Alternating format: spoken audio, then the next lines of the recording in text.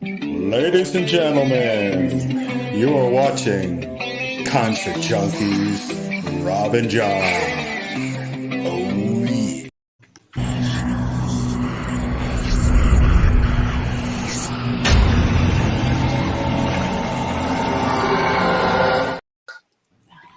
What's going on, guys? We're live. What's going on, man? You feeling refreshed? Johnny's smoking in the corner over there. That's fine. I want to thank you guys for coming. Happy to be Appreciate you here. having us. This is our second annual Christmas party. We're gonna have more people pop in here and there, and it's pretty much going to be a evolving door. Want to wish everybody happy and a healthy New Year before we start, and happy Hanukkah to everybody. What's going on right now? Happy holidays. Are you guys really festive people or not really? Like, are you guys traditionally festive people or going around the panel? Are you guys festive? I don't see very many trees and blinking lights in the background. We got the Yeah. It's in my living room. Not If I was really. in my own house, Yeah, probably. I love decorating. I like what love Sebastian got. Like he looks dope, like in all of his glory. But like, I mean, he looks dope on his own. You got the Savage thing rocking. What do we got? We got Naruto or something. We got Attack on Titan. Like they said, we kind of matched you up there, but we fluffed it up a little bit. Fran in Savage regalia. Do you guys care about the holidays, or are you guys humbugs? Both. I'm not per se. My holiday decorations in my living room. Can I say something real quick? Because I wouldn't be here if it wasn't for a single person. But today, I want to say happy birthday and rest in peace to my mother, because it's her birthday today, and she dude, she hated having her birthday so close to Christmas. Every time she was about humbug, but she was the most. But I'm saying that she was the most generous woman. She never bought herself a pair of fucking shoes. Never did. Gave us everything. Let us turn our amplifiers way up. Let us bang on the drums. Never asked for a damn. I wish to God we could have gave her some more presents or something. But I just want to say happy birthday to my mom, because my mom showed me music. If it wasn't for her having that big piano in the house and buying me all, she didn't buy me a lot of toys. She brought me all music instruments. So happy birthday to my mom. It's her birthday. Happy birthday. Happy birthday. God bless you. Oh my God. Thank you. You're Happy birthday to your mom. Absolutely. I'm sorry. I was ready to say that. Real, man. It's tough because like a lot of people ask us sometimes how we all got into music, and we're just lucky. I don't know, a lot of bands, we all different. But us here, there's not a lot to do in New England, but like drink, fight, or fuck. Or you can start a band. You can start a band, and if you're like us, you start a band, or you start bands, or you go to prison, like, because there's not a lot to do. So you can like everyone can like, you can get on drugs and alcohol and do that whole thing. That's popular everywhere you go. Or you can get married and everybody rolls each other around and finds the smelly spots. Or because most people when they're little kids, they grow up. They will say, when I grow up, I'm gonna join a band, and then they grow up and forget that what they wanted to be when they grow up. So, but like these guys here, they all had musical parents that encouraged them and rooted them on in their dreams and playing music. So now as young adults, they haven't forgotten what the fuck they want to be when they grow up. That's why I had to say happy birthday to my mom, because like me and Melissa's mom are very close. We're like in the same family. She's like my mom now. You know what I mean? I say that with a little tear in my heart, I'll tell you. But I mean that passionately, because I don't have anybody else on planet Earth. So if it wasn't for music, if it wasn't for my mom, if it wasn't for me, having you people are doing this, I wouldn't be doing anything else. So I wouldn't be late for this for nothing. I wouldn't be late for something like this to talk about my dream. I would never be late for the opportunity to make a connection with you guys. So thank you for letting me be here. Thank you for being here. I love hearing that. That's big. When the bands are on time for for everything and like that. And we understand life happens. Sometimes things slow you down. Right. But when you make that effort, This When you is the actually hardest really- time- yeah, no, Yeah. that's no chip, that's no smoke. I mean, this is a tough, difficult time for year for bands. This is a difficult time for year for people. This is a difficult time and Yeah. emotional time for me. So You for know, me to a take lot- the time out myself was hard for me to be here, but it's a pleasure of mine being here, and I want you to know that. I don't think a lot of people take into consideration other people's feelings sometimes when they say, you know, Christmas is supposed to be a very festive time of year, but for a lot of people, it's probably the most depressing time of year. That's It why I is. started the They don't have conversation family, off yeah. with shared humanity. Yes, thank you. That's what I meant, you know. Definitely. This is a difficult time. So for you guys setting something up like this is really cool. Yeah. Yeah. I just came, I heard there's going to be pizza and beer. So Well, we're not very I love decorating. I'm we're all not about really, decorating, like, but the festive holidays. people. Yeah. We don't have any trees or anything like that. We don't really everything that we get, like a lot of our money and stuff like that, we, you know, naturally being a band, we all have to, whatever we make, whatever we do, we kind of are always putting into each other, you know, whether it's for more duct tape, cables, gas, you know, we Okay. Yeah. we share vehicles, we share, space together. So a lot of our gift is each other. So that's why, we're always celebrating every day. We don't wait Yeah. for one day a year to celebrate. Exactly. There's Yes. no point in that. Same So thing that's about why- Valentine's Day. I'm You gotta throwing learn Valentine's after Day out too. the I'm the same. I'm that person that if I saw something that reminded me of you on a Tuesday, you're getting it on a freaking Tuesday. I mean, why do we have to wait one time a year to cherish a person? That's right. Yeah. That's right. No So- matter what, so- no matter what version of variety either that you are, like, there's so many cool gods and colors and shapes of people and types of music and everything. There's such a variety of fruit and vegetables and people and heights and ages and backgrounds. There's just so much we can pick through. How does anybody have any time to hate on this shit, huh? I mean, Yeah. there's this time. I mean, you got Thanksgiving. That's one time a year, right? We got Cyber Monday, Stupid Tuesday, Dummy Friday. It's like, holy Stupid shit, there's no Tuesday, time I for- like there's it. no time for anything. No, there's plenty of time. You can always have time. You can always appreciate the people that you wake up with and the people that you love and you connect with every day and resonate with. Period. Hell yeah. I don't know. My kids, I got 2 of them, so they only get presents 2 times a year for their birthday and then for Christmas. Absolutely. If they want something, you got to wait till next year. No, I'm feeling that. There you go. A lot of people may say that's old fashioned, but I me personally, I'm a big subscriber to that as well. Speaking of subscribers here, I'm at 858. When I hit 1,000, I am going to do a music mystery box to one of the subscribers. Fancy. So we're like almost there. So So So go everybody subscribe to invite- his YouTube channel. right now. actually, all of our channels hit that button. Happy holidays, everybody. Yeah, you guys hit the button. Yeah, you know what? To don't everyone realize who's it takes a messaging, moment. what's up? We do see your messages, but Yeah. we're listening and just talking away. Happy holidays to all of you and everyone. Hello, thank you for checking the show Coming out in. tonight. You know, I think YouTube is probably the hardest channel to grow, even for musicians. Like, Sepsis can come out there and have a banging song and a music video and can have a bunch of views on it. But how many of those views turn into subscribers? Not very. You know what? It's Yeah. so annoying. Another thing is you see some bands that have 25,000 Spotify followers, but how Yeah. many is that is going to translate to the ticket line? Right. True.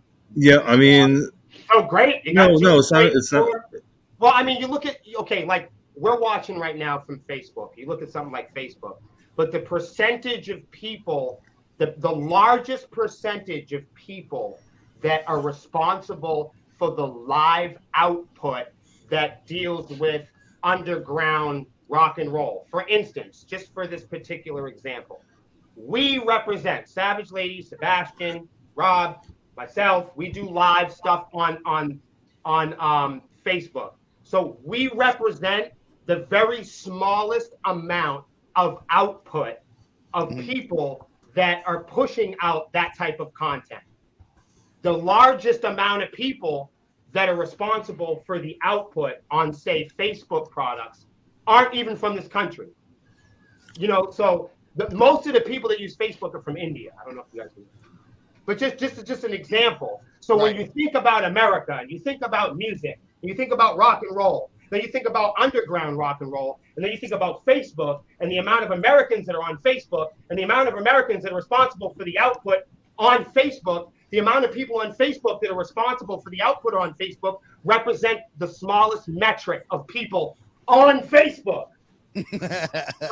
So when you think about how small rock and roll is, we're all kind of partying in the same orgy. Yeah. We are responsible for the very smallest amount of output that deals with rock and roll on Facebook.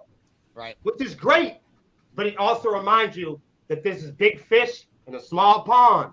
So when you think of metrics and you think about hitting that button and you think of people that have Spotify with 30,000 followers on it, that doesn't always translate to the ticket line.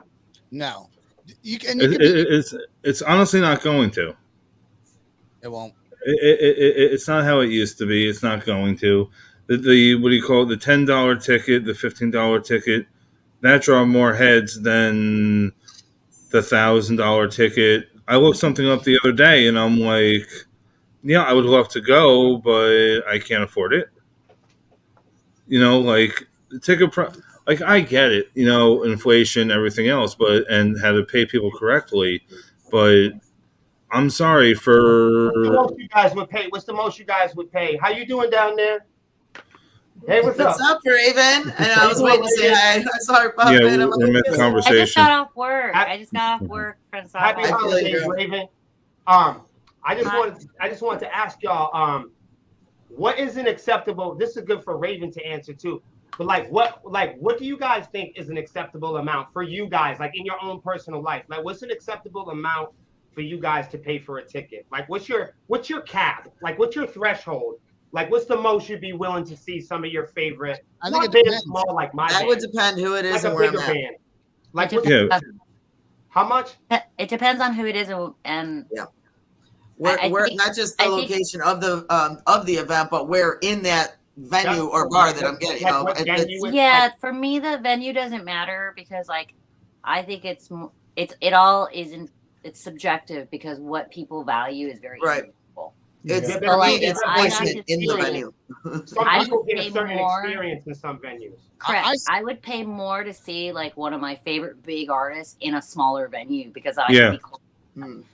Whereas if I'm going I to go have. see the festival and they're like 50 feet away and I'm like way back there, I don't think it's worth the thousands of dollars. I Right. think it should be a general admission ticket.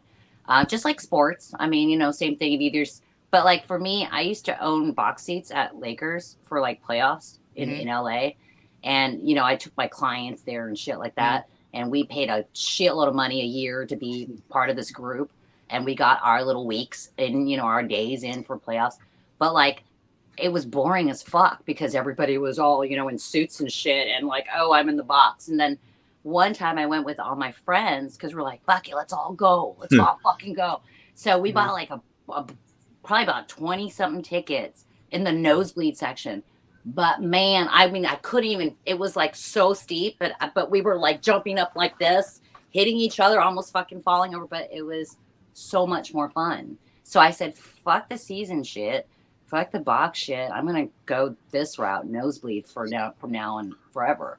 And that's, I think, the same thing with concerts. It's like people like, I prefer, and you guys know I always prefer smaller venues just because I want to grab, when I'm screaming on certain songs, I want to grab somebody's hair and pull them in and scream in their face and spit on, you know, like not spit on them, but like where they can feel my breath. You Where grab they my can hair. feel my breath. You know what I mean? Because that's something for me. It's a gift that keeps giving. You know what I mean? Those are experiences I want to experience. So, you know, fuck the tickets and all Grabbing that. some broad's head hair and screaming in Yeah. her face is a gift that keeps on giving. Yeah, I am in, girl. I want to be right next to you, just grabbing some random chick's hair and be like, ah! I'll give you an example right now. We're Be booking like, pass it on. Mexico is not a rich, you know, they're not, our fans are not rich in Mexico City. So, No. but we're excited to go see them. And so we're pricing it to their value, you know, like we, Yeah. yeah. So that's like an equivalent to $8 of a ticket for us here. which we Yeah. probably wouldn't be able to survive on that, to do a show because of Mhm. gas prices and other shit. But I'm not going to charge them, $15, $20, $25 because that's a lot of money. They have to save. They don't, their pay scale is very different over there. So I want to respect what's culturally, that is appropriate for over there. So I think that guy just said $50 a ticket. Hans sounds. I would miss a lot more concerts than I do now if I hit a $50 budget. Well, I think to me, honestly, $25 to $50 is probably what it's weird because I'd spend more on like a basketball game.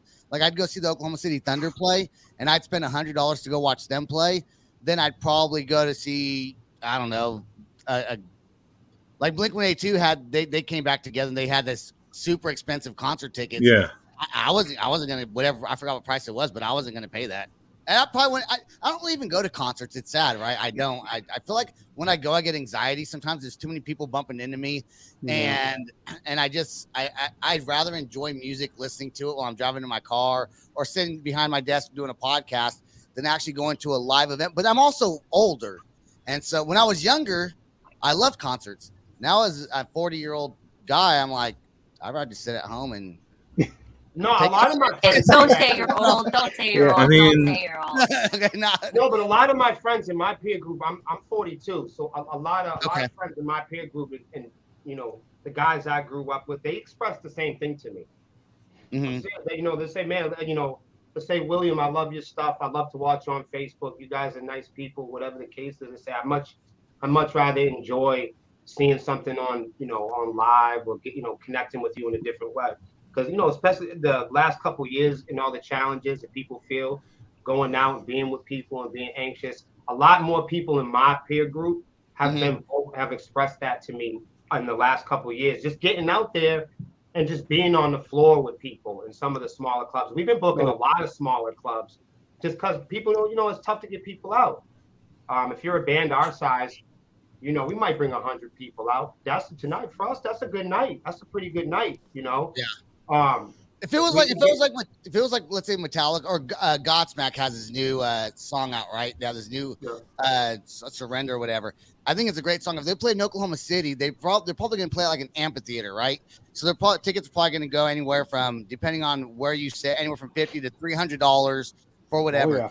But if it was a venue where it was guaranteed less than like 100 people, like something small, I'd probably pay $200 to go to that, knowing the fact that it's going to be not a lot of people there. I won't get the anxiety, and it's a more intimate experience. I was gonna say you might bump into people. You might be able to interact. You might be able to share a little bit conversation with somebody. Definitely. You might learn something new. You might get a unique picture, or you might get an opportunity. Well, when you go to concerts with your friends and there's 500, 600 people there, you can't even barely hear what anyone. It's like going to a nightclub. What? I wouldn't hear them regardless. To be honest, Yeah, you wouldn't. to be honest, I normally go solo Yeah. to shows. I go solo. It's That's fun, from though. That's an adventure in itself. That's a wild adventure. Going to a concert by yourself is a fucking rush. I do it. I do it all the Oh, time. man, it's a rush. I've never. And All the it's a time I rush. go by myself.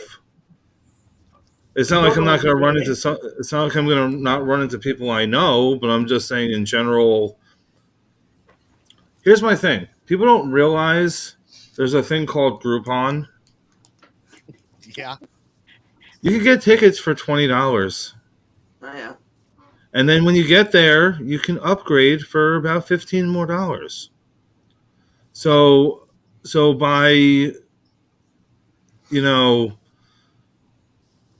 it's a chance that you might not be able to get, seats, but majority of the venues, one is perfectly fine. I literally went to go see Five Finger Death Punch and Megadeth. I had a $20 ticket. Traded that in for extra $15 for row 103. Like literally right next to like you could reach out and touch the stage. So there's ways of doing it that you're not breaking the bank. You get to see the artists you want to see, and it's pretty much how much you're willing to pay. Yeah. I go to concerts about maybe 30 a year, about 36, maybe more. A year. Dang. Sometimes more, sometimes less. It depends on who's coming through and if I've already seen you before. Yeah. Yeah. Because if I know it's going to be the same playlist, it depends on if I'm going to go or not. I normally go, like, if a band's been on my show, like on the podcast, and they're coming through Oklahoma City, I always try to make it a point to go to their concert. But besides that, last big concert I went to was Rancid and Dropkick Murphys, and I wind up sitting by the bar on the side of the stage most of the time, hanging out with my buddies, not even watching the bands play. And I love those two bands, but I had more fun chit-chatting and hanging out, drinking beer, just being around it. But if there was like I know Sepsis has been on the show and Dying Oath has been on here also. They come to Oklahoma City, there's like a 99.9% chance, unless something crazy happens, that I'm going to miss that show. I'll more likely going to be there. And I'll pay for my own ticket too. Oh yeah, I will not. I do not ever ask that question. But then I'm going to ask for a refund when I get there. I was like, you guys owe me $20, man. I'm just joking. That's funny. Hey, Rob, I'm going to interrupt. We've got 8 of us on here. We should go around. Yeah, let's. For everyone who is watching, who may not know who is in what box, you may not know everyone, or maybe you do. I was about to do that actually. You guys know how to like make my screen bigger? Like I have I did it through Chrome, and it's like a little window. They're all the same as ours. You flip your. You know what? Mine's a full size. There is option. Raven's Actually, if you look at the little black my screen. friend on the bottom, his is small over Yeah, here. Raven. If you look at the Raven, little black yours is the screen, same you'll as see the everybody. little full screen But on the my bottom friend right on the corner. You bottom, tap that. He's got a small one. He's smaller because I'm on my iPad, so I don't. Oh, okay. All right, now you went rectangle. I know because I have my iPad vertical now. Yeah, Yeah. turn it You sideways. guys better. There you go. All right, since there's 8 of us in here, Yeah, you fixed it on the bottom. And Raven, it was widescreen before. If you turned it back, it would be widescreen. Yeah, Lance. Okay. Yeah. There you go. There you go. Now we're Like all the that? same size. Yeah, that looks good. Perfect. I'm like, I probably need to put my glasses on. I had to turn myself sideways too. I didn't know if that was going to help my Nah, screen looks either. good. But Yeah. all right. Well, since we have majority of, we're waiting on a few more, but we have majority in here. Well, I'm Rob, and we'll just go this way. I would definitely. This is good. This is good. All right, so Take the screenshot. Hurry up.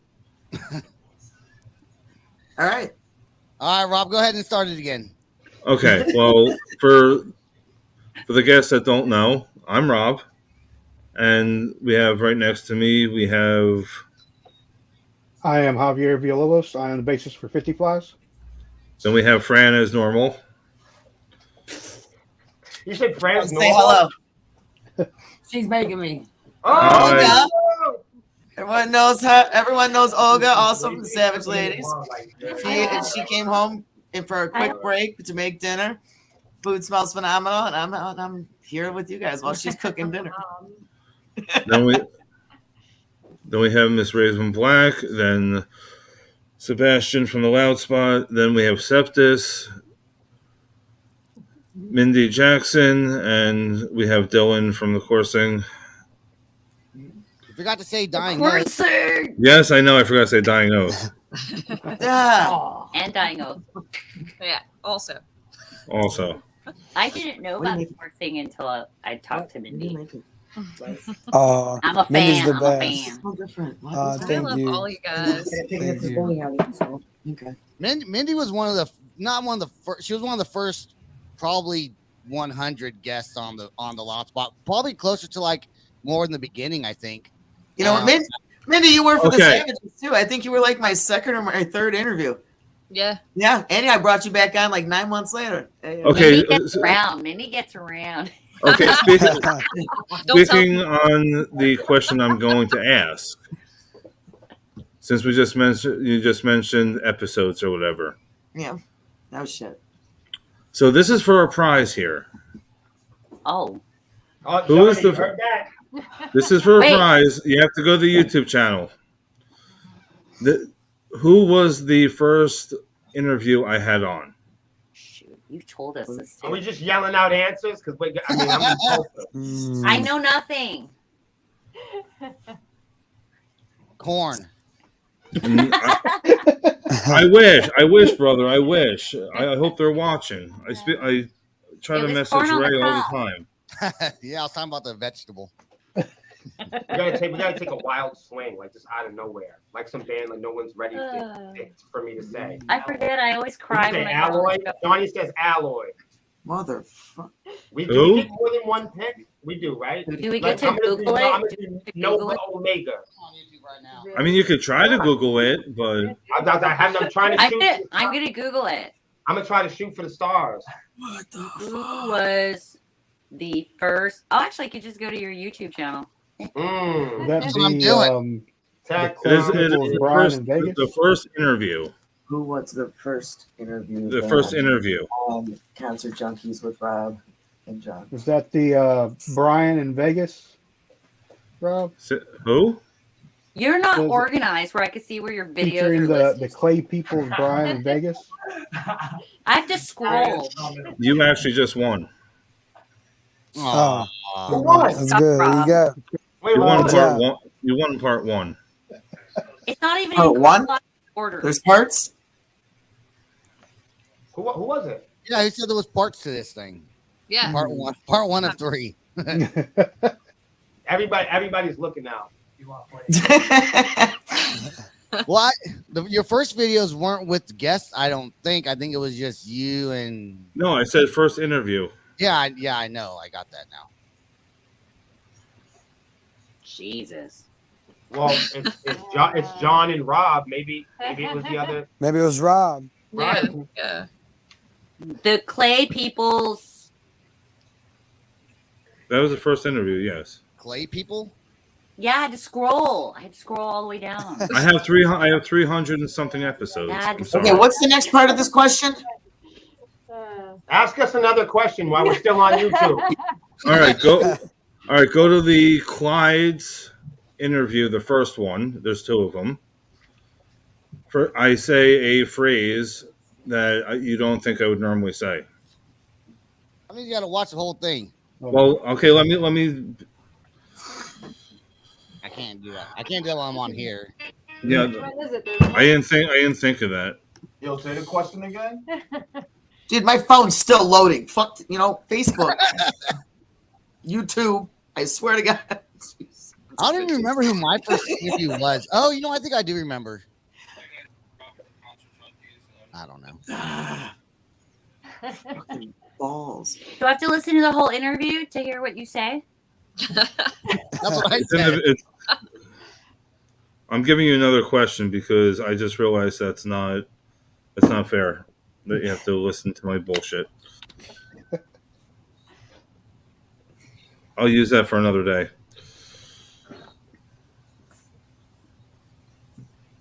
I got a random question for my podcast. No one's ever gonna know this, anyways. But I'll just say I'll ask who was my 100th episode. It's 2 different bands.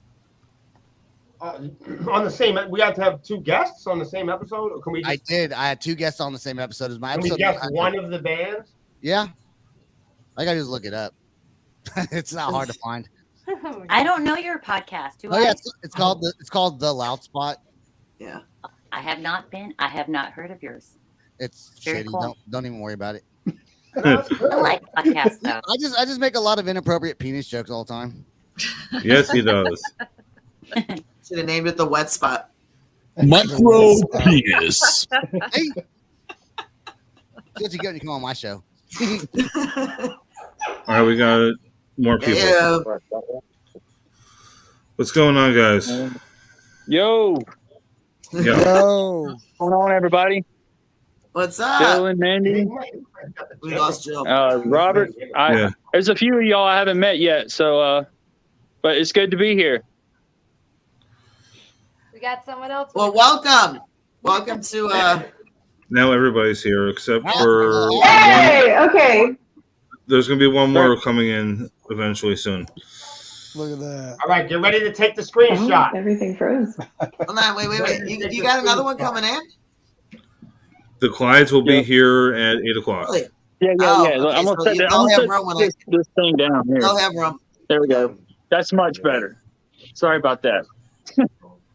We're still looking for that 100th episode. I'll just tell you who it was. It was Bowling for Soup and the Ataris. Oh. The Atari. Almost there. I don't remember the Atari. Bowling for soup. I was dead ass there too. Yeah, that was my 100. You know what? September. Wait, no. What month are we in? God bless you. Sometime in January. That was a I'm doing Yo, you're gonna blow that scrim right off the wall. See, the problem is if I hold it in with me being half deaf and hearing aids, it's a different effect when your ears pop. You gotta let it out. It sucks, but go ahead. So how's everybody doing tonight? I'm good. Good. Good. Rob, you want to introduce who joined us? I will. Just give me a second. Something just happened. Oh shit. Well, I'm Tyler from Black Market Currency. What's up, man? Cool. Hi. We should tell you guys if you turn your device sideways. Yeah. Does anybody know who's trying to come in? Because I have to let somebody out. I can leave because I have to go finish a report, but I'll come back on here in a little bit if you guys are up still. I gotta go back to work, but anyway. Okay. I mean, if he's leaving now, I can still stick around for about 10 more minutes. Okay. Okay. I'll leave for now and finish my report. All right, guys. Peace out. Peace out. All right, thank you for coming. Merry Christmas. Talk to you soon. Merry Christmas. All righty. Bye. Okay, now we're good. Hey, there we go. Hey. I had no idea what happened. People out. All Sorry. right, you go. We gotta let them out. Okay. Yo, Tyler, Jill, turn your stuff sideways. Turn your phone sideways. Yeah, if you pull your phone sideways. Yeah.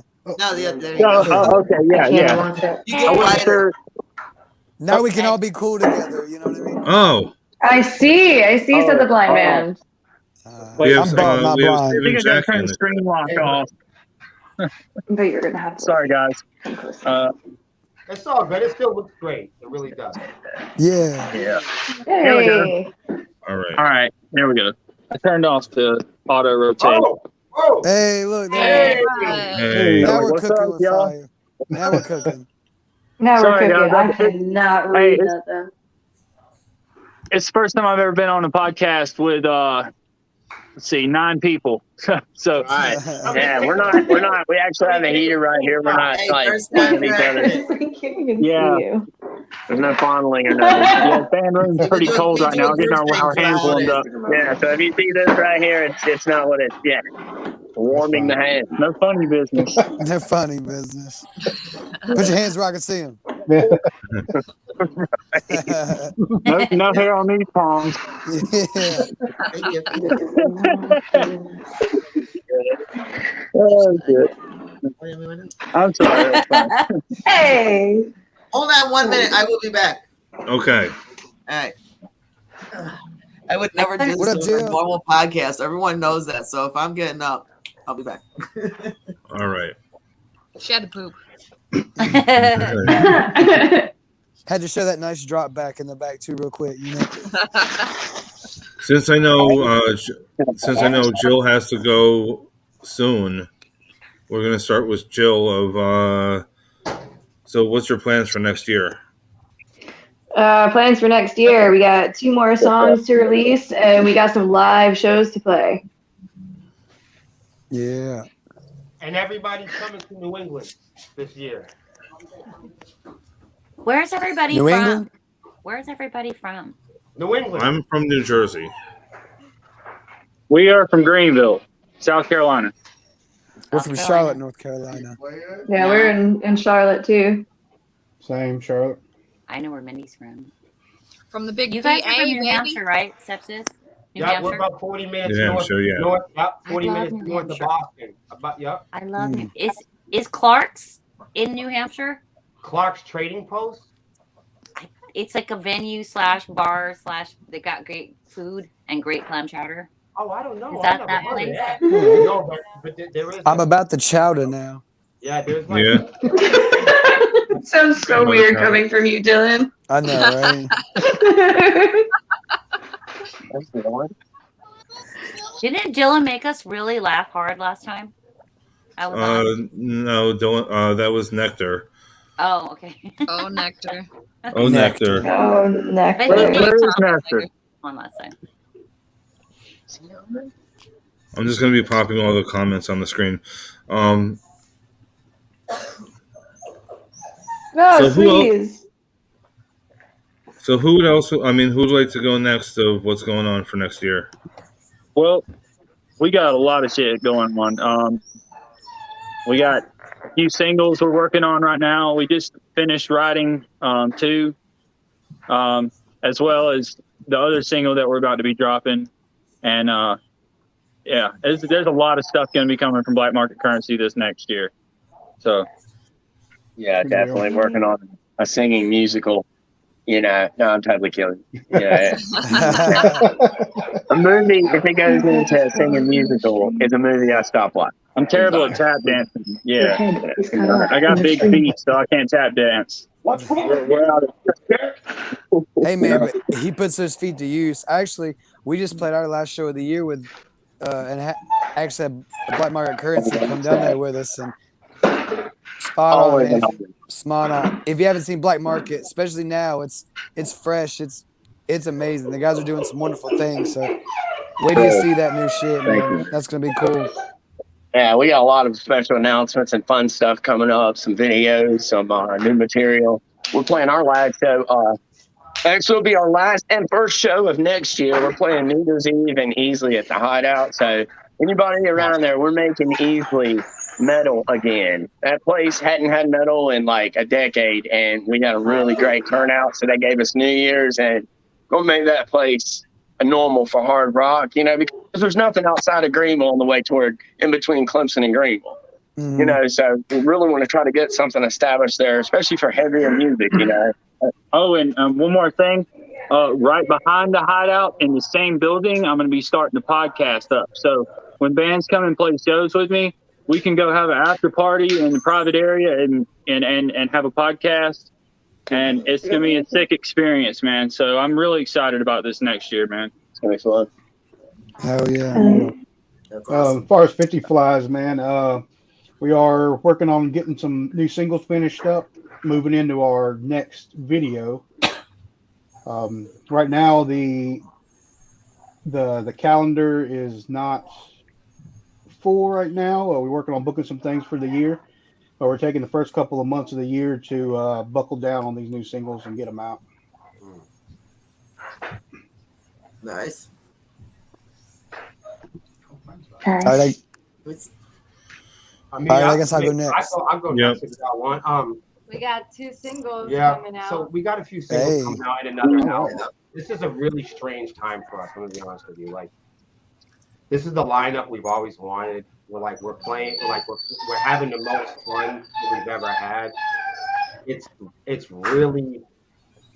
It's like, I mean, it's really like we're really living our dreams, and it's like kind of scary for us because there's so much energy and lifeblood in our team right now. We're so excited to be with each other that it's hard to concentrate on one thing. So for us, you know, for us, it's really much smaller steps at a time because we have this very wide stroke, this very wide brush stroke, panoramically of ideas. There's 6 people, not 6 kids. There's 6 adults here with their own dreams and their own frequency and their own value and their own individual stock that they bring to the team. That's from our merch department to our writing and our production. Everybody is a part of this. This is a fucking tribe and a community of not just musicians, but the music. There's such a responsibility to that because we're making music for a different reason than a lot of people might make music. And this, we're not a 15 album type of band, or we're not a Get Rich band, or we're not a Hollywood band. We're a people band, and we represent a human frequency that rock and roll hasn't seen in a while. So there's a depth and layer of responsibility to our craft that is personal. I think we're used to being in a industry of being perfect, making perfect music, and what other people want, what the retailers want. This is different for us, man. This is survival for us. So we're not a 15 album. We're not a last forever band. That's what's up. So for us, we really 2 singles. we really want to Second album. we really want another album, but That's the plan. that's the plan. And we're looking for quality over quantity right now. We're really trying to keep our shows far and few. We're trying to book smaller venues and fill them up. We're trying to play with bands that value draw and pack in the house. We're trying to work more and partner up with people that share our goal. We're trying to write a realistic goal setting and pathway that can encourage the best career arc and path, not just for us, but for our fan-driven community too. That's what we like to bring to the table. You know what? I'm going to jump in and I'm going to add to Sepsis. All right. For those of you who don't know, I am actually the Midwest booking agent for Sepsis. And, I've been cross promoting for them for a few years, and we finally just teamed up, and I brought them out in October, as everyone knows, and we put on a killer show out here in Chicago. And I am throwing this out there. 2023, I am bringing Sepsis on tour, and we have specific states that we are looking into hidden, and I'm going to go public with this. Bands from Pennsylvania, Ohio, Far East, Indiana, Far East, I'm being specific. That little area, strip coming from the northern northeast coast to just where Indiana begins. Bands, if you are interested in playing with Sepsis on tour, hit me up immediately. Just tag, you can email me or send me a messenger if you're on my page. It's quick and easy. Or you can email thesavageladiesandmetal@gmail.com. If you are interested in playing their tour next year around, let's just say early in the year. I'm not going to say when yet, but early in the year, hit me up. I would love to know who you are, what you're about. We'll talk. Yeah, we're also looking to play with it. A lot more bands. We're trying to play with a lot of people and meet and make a lot of new friends this year. So let's keep talking. Let's keep the conversations open. Oh, yeah. Well, hey, and I want to add to like what you said. I haven't seen Forever May. Is this Forever May Fall? I've never seen you guys live yet. I mean, I've seen the posters of you guys around. I'll go check you out on Spotify when this interview's over. But it's good to be here. And like, honestly, I never thought I would be at this point in my life where we're making music this stuff just comes out of us. It's like I work a normal job too. I mean, I go work, I work my butt off all the time. And then I come in to practice after work because I sweat and bleed for the music. You know what I'm saying? And it comes out and you see the aggression and I've seen Dying Oath, I've seen the coursing, and I know they got pure aggression coming in. So like, yeah, it's cool to be coming to a higher point, than I ever thought we would. And it's going to go so much further. There you go. But yeah, I can't wait for everybody to hear the new singles. Stoked. Definitely. Send that link to Savage Way. I'll be happy to get that out for you. There you go. But on that note, you guys, I actually got to get back to work. I'm just gonna say bye really quick. I am so sorry. I got to get back to work. I literally took a break enough to come back and join the podcast for the last hour ish, close to it. I got to get back to work. So you guys, I am so sorry. We got to check out. But nice meeting everyone else tonight. As for the rest of you, regardless, everyone have a happy new year. And I wish I could stay for the end. Same to you. You too. All right. And some of you I will be talking to very soon also to reschedule certain things, Raven. I know. Hey, we're actually about to head out too. We got to get to jamming. So Hey, man, thank you guys. Happy holidays. Happy Bye, guys. holidays. Thank you so much for having us, and y'all have a good one. Have a good night, guys. I think it just leaves me and Mindy left, and Yep. Raven Black pretty much. So, all right, so I'll go first since I'm talking and all that. I guess.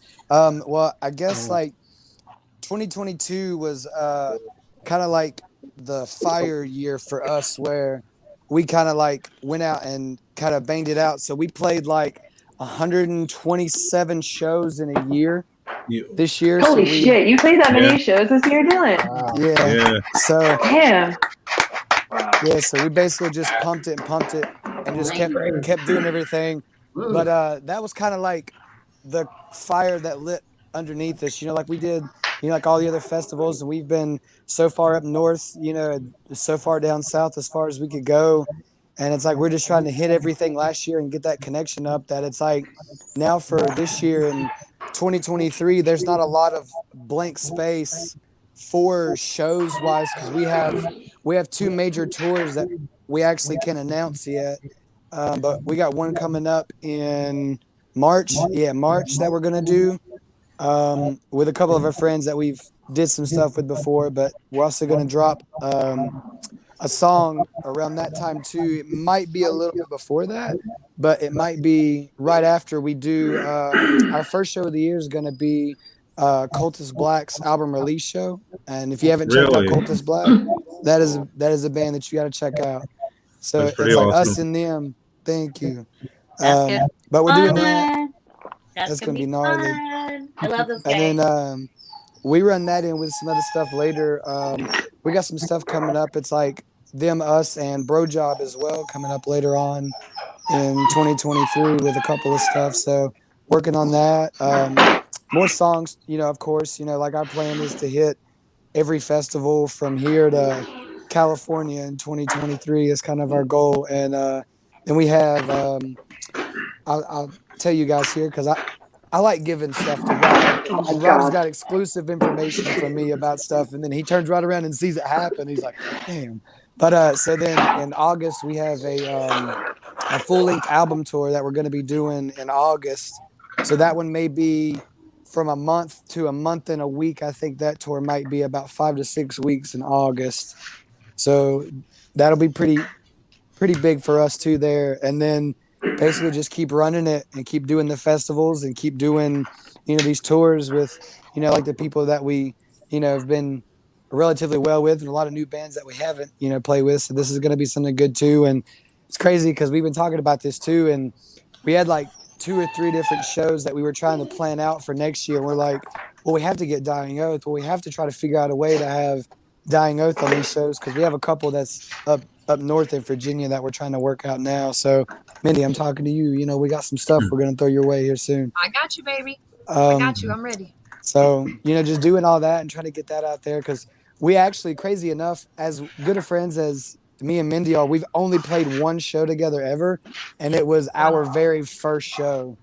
And if I can tell you, that one was fucking amazing. We had like 7 different bands on the bill, and only 3 bands were from Charlotte. The rest of the bands were from everywhere, from South Carolina, from Virginia and stuff like that. And the turnout for us for that show was just amazing. It was amazing. And to see everybody else come together from different areas and everybody pulled their weight. So it kind of like set it up there for that. So we're also going to come back, and we're probably going to do a album release show as well. That's going to be in Charlotte too as well.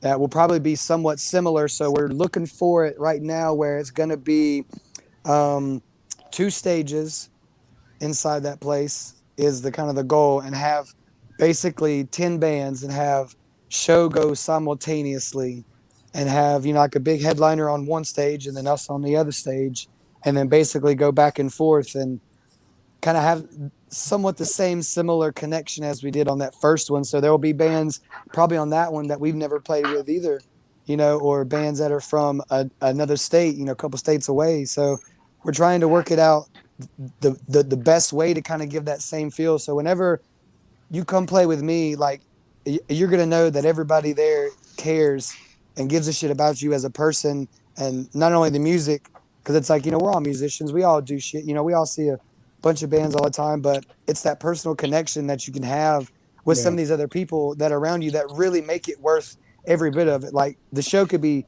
5 or 5,000, like we say, and as long as there's those people there that really give a shit about what's going on or give a shit about the other bands individually, like people, then we're doing everything right. We're trying to bring that kind of environment to our shows as well. We're a big, heavy metal, scary looking band and all that kind of shit. But at the same time, like you see me here looking like this, and like I'm this person too. Like I'm not just that version of myself as well. Like I'm still me as a person that respects everyone around me, cares about the people that care about the same shit that I do. So the next thing for us 2023 is just basically just morphing and getting bigger than we were last year. If we did 120 some shows this year, I want to do 300 shows next year. Like I want to keep that shit going and keep those numbers going and make sure that we're doing what we're supposed to do as far as giving back to the community. So, well, community, world, everything, and like all of our music videos that we have for all of our material runs one into the other. So as soon as the first one starts, second one starts, third one starts, fourth one starts, they go right into the next one. So we're going to keep that energy going and basically do our own little thing right here, and then kind of give you a little bit of branch inside and out of some things that are different. We actually have a cover song that we're actually going to be doing. I'm not supposed to tell people that, but we have a pretty cool cover song. We don't do cover songs, we're not a cover band or any of that, but obviously, like if you know me, you probably know what it is, so that's pretty obvious. So trying to do that, and we're going to get like a old school video footage shot of that too, which is going to be really cool. And then basically cap out the year. And actually in April, I have to say this first, this is a big one. In April, we're actually going to throw together a festival. So if anybody is involved or would like to be involved, it's called Geno Fest. And basically Geno Fest is dedicated to a buddy of mine. His name was Gene. And we seen him in Florida, our first tour that we did. And he was a huge fan. He's a huge fan. He's like 6'5", like 250 pound, 300 dude. Looked like he comes straight out of a freaking WWE ring. And he's just in there just getting it at our shows, just loving it and everything. And I was like, man, this man's really getting it. So after the show, he'd come down. He's like, man, I want to buy you guys drinks. He was like, like every drink you get's on me tonight and everything. So we, kicked it off and had a good conversations and stuff. And then he ended up following us back later and came to our rehearsal spot for a show, and brought his wonderful energy and hang out and kicked it with us and sat in a little lawn chair and drank his beer and hang out with us. And then we were looking for a van. So he was like, oh man, like I know a church that's close to Tennessee where he's from. He's like that they're trying to sell their van. So then I was like, oh really? Well, could you get a hold of them? And he's like, oh yeah, absolutely. He's like, as soon as I leave here tonight, I'm going to go drive back to Tennessee because he had to go back that way. He's like, I'm going to go, contact the dude and have him meet me up there. Well, he actually, it's kind of sad and really fucked up. So it's kind of damaged us a lot too. So he drives all the way over there, and he had his girlfriend at the time with him, and they had some problems, some relationships do. But so as he's sitting there in the parking lot waiting for the guy to come to, show him everything and the van or whatnot, his girlfriend actually pulls out a gun and shoots him twice and kills him. Yeah. So basically everything that we're doing for this show that we're doing in April is going to go, all the funds, all the proceeds, ticket money, everything is going to go to his daughter to kind of make sure that she has everything that she needs. So that's why we call it Geno Fest. And we're going to have a Geno Fest every single year, as long as the Coursing is a band, and even after, man, just so that way we could give that back to him every single year. So that's a very, very big one for us. So if any of you guys want to come play, y'all let me know and we can make some shit happen. Okay, that would be amazing. I will be hitting you guys up for sure. But that's pretty much how we're doing. And then the last show of the year that we'll do every year now too, as well, as part of being who we are as people, is this past 10th of December, we had our first annual coursing for a cause. So basically, it's like we've did Toys for Tots for the last 2 years, and every time that we've did it, it kind of just seemed like bland, and the people that were involved really didn't care, and it wasn't really like a thing. It was like people would just bring a toy from home, that they got, and I'll just bring a toy, here you go, and I come see a free show, and I'm like, it kind of got me a little bit, because it's like those kids, want, just anything, obviously, but to not care about the actual push and the reason why somebody's doing something kind of upset me. So we started our own thing called Coursing for a Cause, and we had this huge 5-foot box. You can ask Tyler, he was in here earlier, and we filled that thing to the fucking top,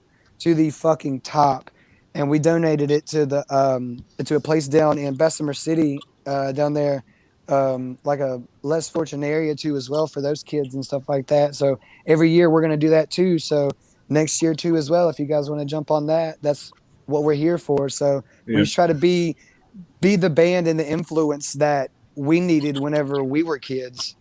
Like I remember seeing, like bands like Slipknot and Korn and stuff like that when I was a kid, and I was like, man, I can't wait to do what they're doing and give back to people just like they gave back to me. So it's just going to be that same representation every single time.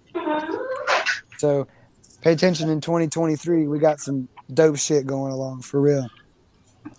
Great. I feel like I took 15, 20 minutes right there, but there's a lot. I know Jill has to leave, so just want to wish you guys a happy and a healthy, and I hope you guys have a great year. Heck yeah, Robert. Thank you for everything. Sorry I had to cut this short, but I only get to see my parents once a year, so they just pulled up. So No, I get it.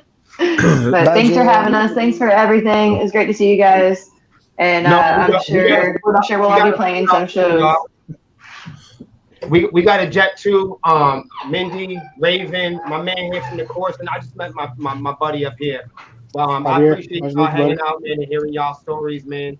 Much love to y'all and to y'all's success and career art. And thank you for having us on, you guys. You too. No problem. I'll talk to you later. Happy holidays. Have a good holiday, guys. Peace. Yeah, Rob, I'm here at the end too, man. I was gonna let them say their byes, but I'm gonna go ahead and get off here. All right, sounds good. Thank you for coming. And Appreciate now you there guys. is.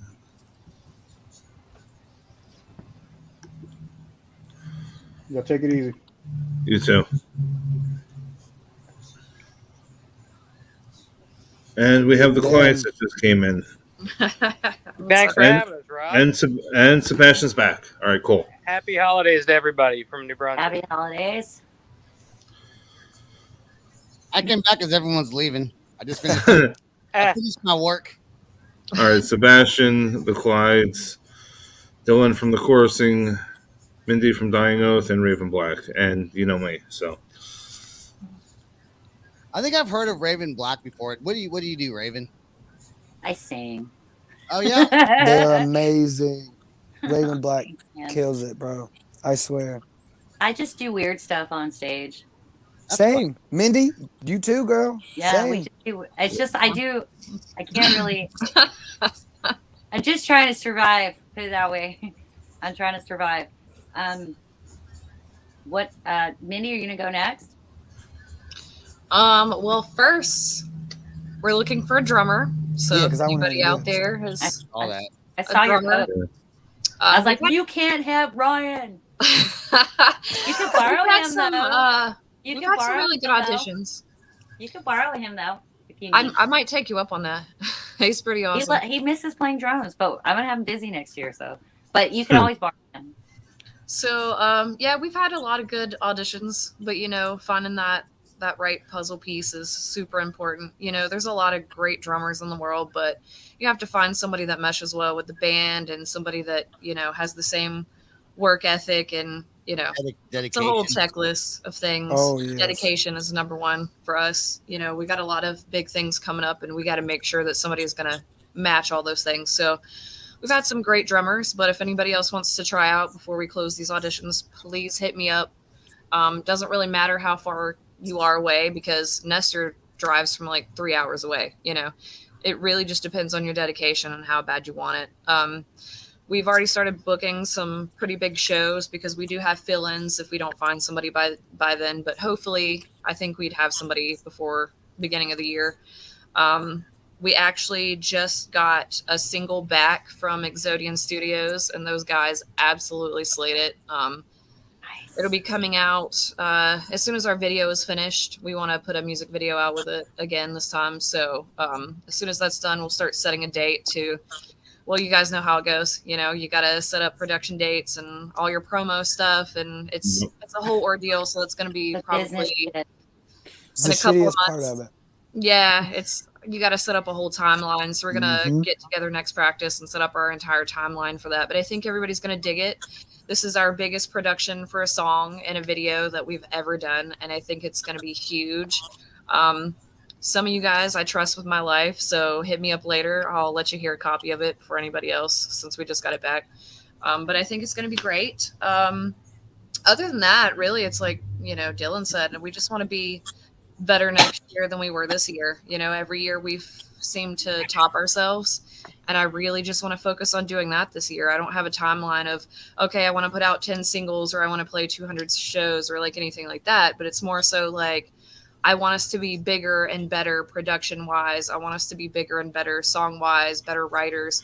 So we're going to take a lot of time this year for ourselves. We're still going to play shows and put out music, but we really want to get a lot of things done so that we can be bigger, you know, as big as possible. So we just want to take it to the next level and play some shows with Raven Black and the chorus thing, you know. We can make that a triangle thing. I too. don't That know, would be but pretty I don't know cool. about you guys, but there's something here going on here that what we stand for. It's a trifecta. That needs to come together. Well, the this two of you are coming like year. two of my closest friends that I talk to all the time. So, I think that would be it. But we're like, we are all in the same heart space. Oh yeah, Of why we do what we do, and yeah. See, yeah. You know what I'm saying. You know what I'm saying. Good people's. That's right. Good people support good people, and I think that's why, again, Mindy, like I think that's why our friendship has been the way that it is. It's just like you said. Like I can call Mindy and message Mindy at any time, and it's just like boom, boom, boom, and it's the same thing. It's just that connection that you have with people that are doing it the same for the same reasons that you are. I mean, it's the same way for Rob. That's why Rob keeps having us, you know, back and keeps fucking with us because Rob really likes, you know, what he sees. You know, He loves us. Rob does, knows I man. don't share anybody's podcast except his. I don't know if anybody's caught on it, and I haven't been on yours. So, but it's because Rob keeps it real, and I love him, and I know he's doing it for the right reasons. So it's just like, but I do a lot of podcasts, but like I don't really like promote it on my page. You know what I mean? But I do with Rob. I do share his shit. So Rob gets love everywhere. it I also appreciate helps that he has a everything. lot of my friends on his show. I had one so far. Yeah. But I yeah, totally- I would definitely. I would love to do yours. Yeah, which we're pretty unorthodox. I don't ask the normal questions. I like to have more. Of a I don't either. That's what I love about it. Exactly. Yeah, exactly. What are your influences? It's like Well, everything. because everyone, that's a bullshit question to ask. Like nobody fucking really cares. You know what I'm saying? Like I used to do that when I first started, just because I didn't know how to talk to people, and you would just go. I did, but I would go through some of those questions, and then I kind of quit doing that early on. And every now and again, if it's like a real boring person, sometimes I'll ask the questions just because I'm trying to get like if they don't talk Get a the lot, ball rolling. Yeah. I'm like, Yeah. But then I always wind up bringing up something stupid or random or silly or whatever. And people like to have fun, make a lot of jokes on the show. Always. I'm just kind of a silly person sometimes, you know. And not a that's bad thing. fun. So yeah. So I'd Yeah, love. we're always down to do more podcasts like that. So if you want the coursing on there, you just hit me up, man. We'd I'm love on. to do it because I sit down with Rob all the time. We have conversations about shit, just like life, you know, shit that goes on in the music industry. I think Rob, yours, Mindy and I ended up talking for like another 45 minutes about shit towards the That's end. actually how we became Yeah. close friends. Yeah, Like we I let, started. you girls talk, I let you girls talk, and I went out, and I came back. Well, we talked even after that, like after Yeah, we talked shut after that. down. Yeah, I know. I left everything up and I left and I came back. We talked for like 2 or 3 hours sometimes. Yeah. I know one night we stayed up for like 5 hours talking on the phone. Yeah.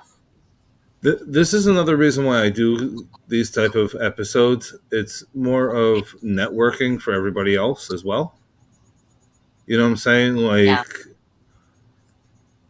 You need to network, especially as a podcaster. You know, you guys, all in bands over here doing music, but as a podcaster, we always like to meet new people. And Yeah. like me, never met these people down here. What's the name of you guys? The Clydes? Is that right? Yeah, yeah. Okay. Do you know musicians though that don't like to talk about their influences? No, I'd be shocked at that. Also, my record collection behind me, like I love talking about. It's that. like, someone asked me one time on my own show, they were trying to flip the script and asked me who my influences were. I was like, I don't know. I don't even listen to podcasts really. It's like, I just like to talk. I like to drink beer and talk to people. That's That's the Stone Cold method right there. Yeah. Yes, it is.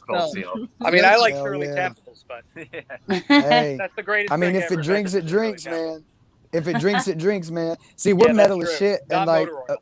there you go. See, my guitar player will drink the Trulies and the White Claws and stuff to try to watch Yeah. the figure, So, and he's a look, and Look, he's a but big you know, metal dude. That's all that was here in the fridge. I don't feel like going to the store right now. I just found out. I just found out, and I live in Oklahoma. I just found out there's a beer and liquor delivery service out here. Oh, you're in trouble now. Well, I got a headlight out in my car too. I got to get that fixed. So I'm like, delivery.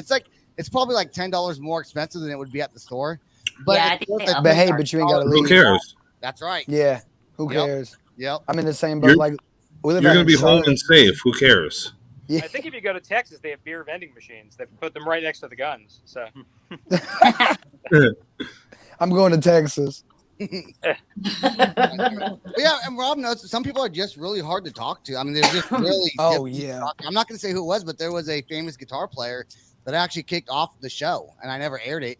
And I don't go live. I record and I make some edits if I have to, and I throw it on YouTube later. In hindsight, I should not have deleted it because the way I did it probably been funny later on how I kicked him off the show. But I was so pissed off at the time. And that was the only person Exactly. that ever kicked off the show ever. It was just one dude, and I was like, all right, man, I'm not feeling this right now. You got to go. And he was like, what do you mean? I was like, you're not answering the questions right, and you're not paying attention to what I'm asking you. You don't want to be on the show. I don't, if you don't want to be on the show, I don't want you on the show. So Why'd you come on it then? You know? I'm not going to mention who it is. I had somebody preamp me all the questions. I mean, I had to preamp every question. Mm-hmm.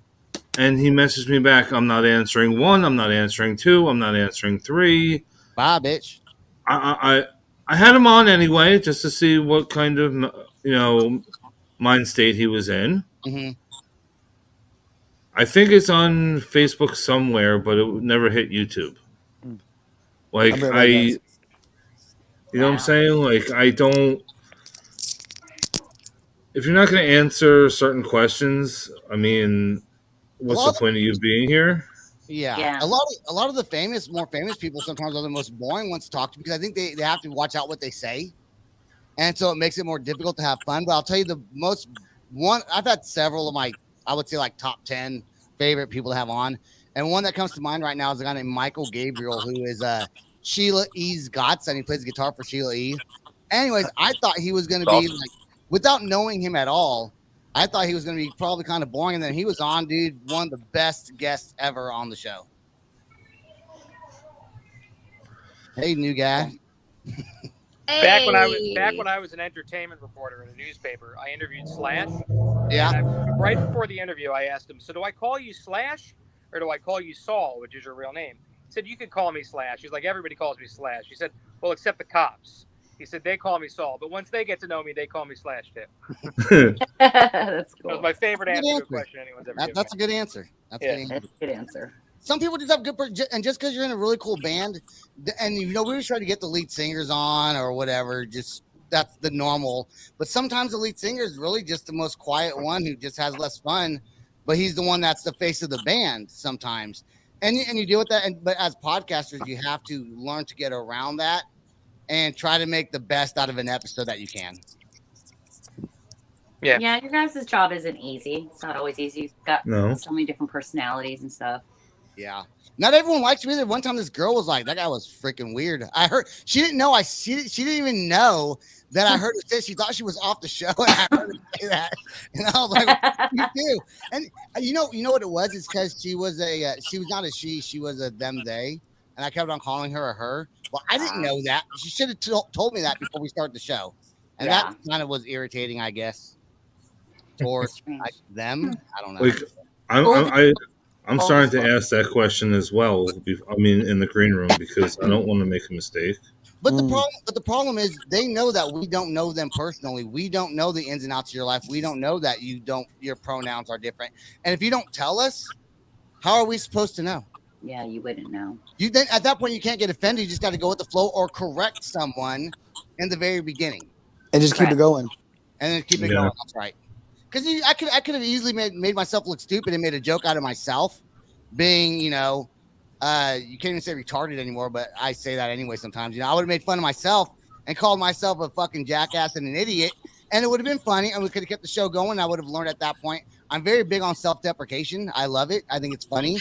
But unfortunately, that happened until the very end when the episode was over. Shit. Did you keep it or no? Were you able to record it? I kept it because she didn't say I was weird until after we were done recording.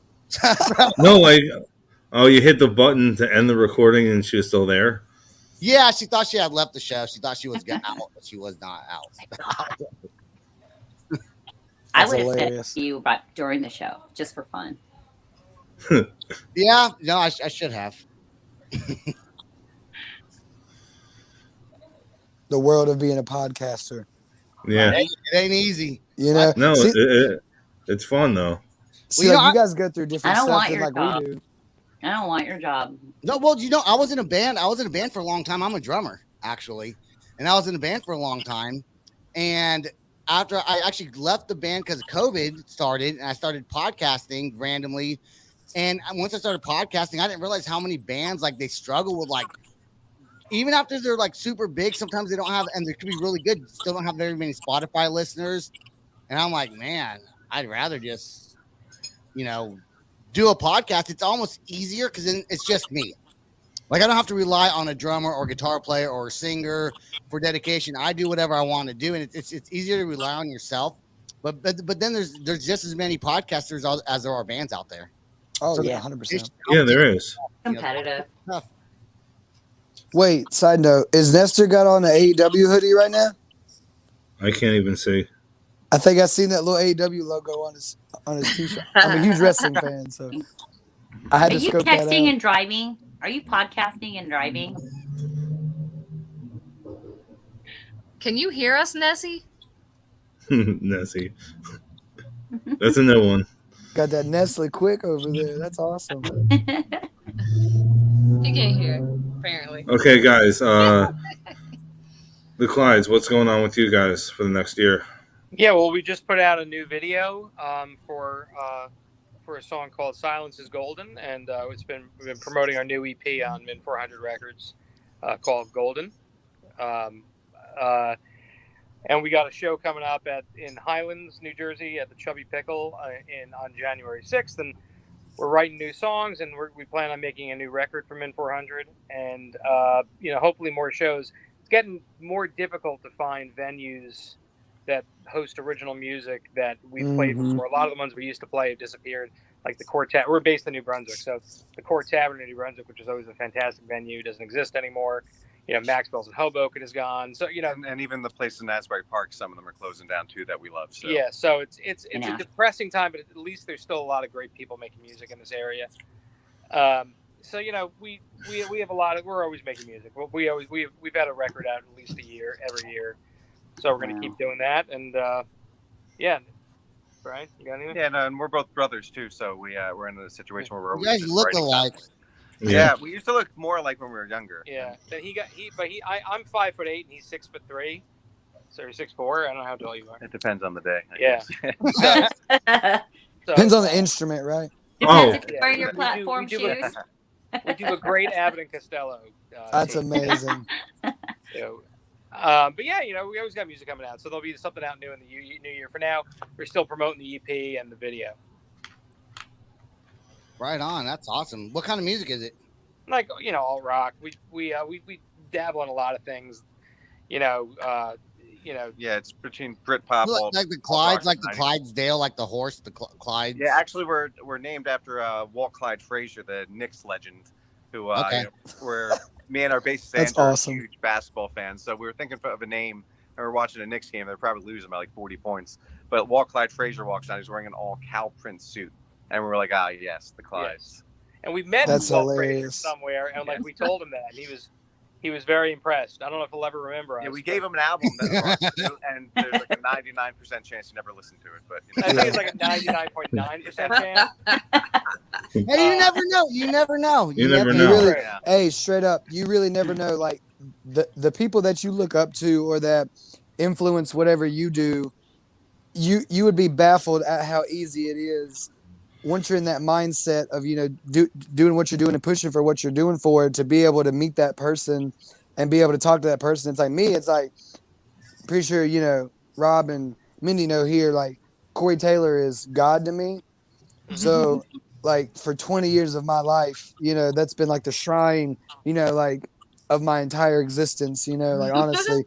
And then last year I was actually got to meet him, and I was sitting there like thinking like 20 years worth of shit that I could say, like what do I say here, what do I say there, do I ask him this, do I ask him that? And then before I could say anything, he was like, I've seen you somewhere. And I was like, like I'm in all makeup and stuff like I do, and I was like we just played Rockville with you a couple months ago. And he's like, oh yeah, okay, whether he's seen me or not, he acknowledged that. He was like, I've seen you before somewhere. So it literally takes just that, dude. It's cool when people are like that, man. It's super cool. Yeah, it's always better when they're down to earth and not jerky. Oh yeah. I mean, I'm friends with Raven now, so there you go. I had a band at one point that was like obsessed with Raven Black, and then we met. You know how I get whenever you say shit like that. I'm sorry, I love you. It's true though. People do not realize how shy or how chill I am, right?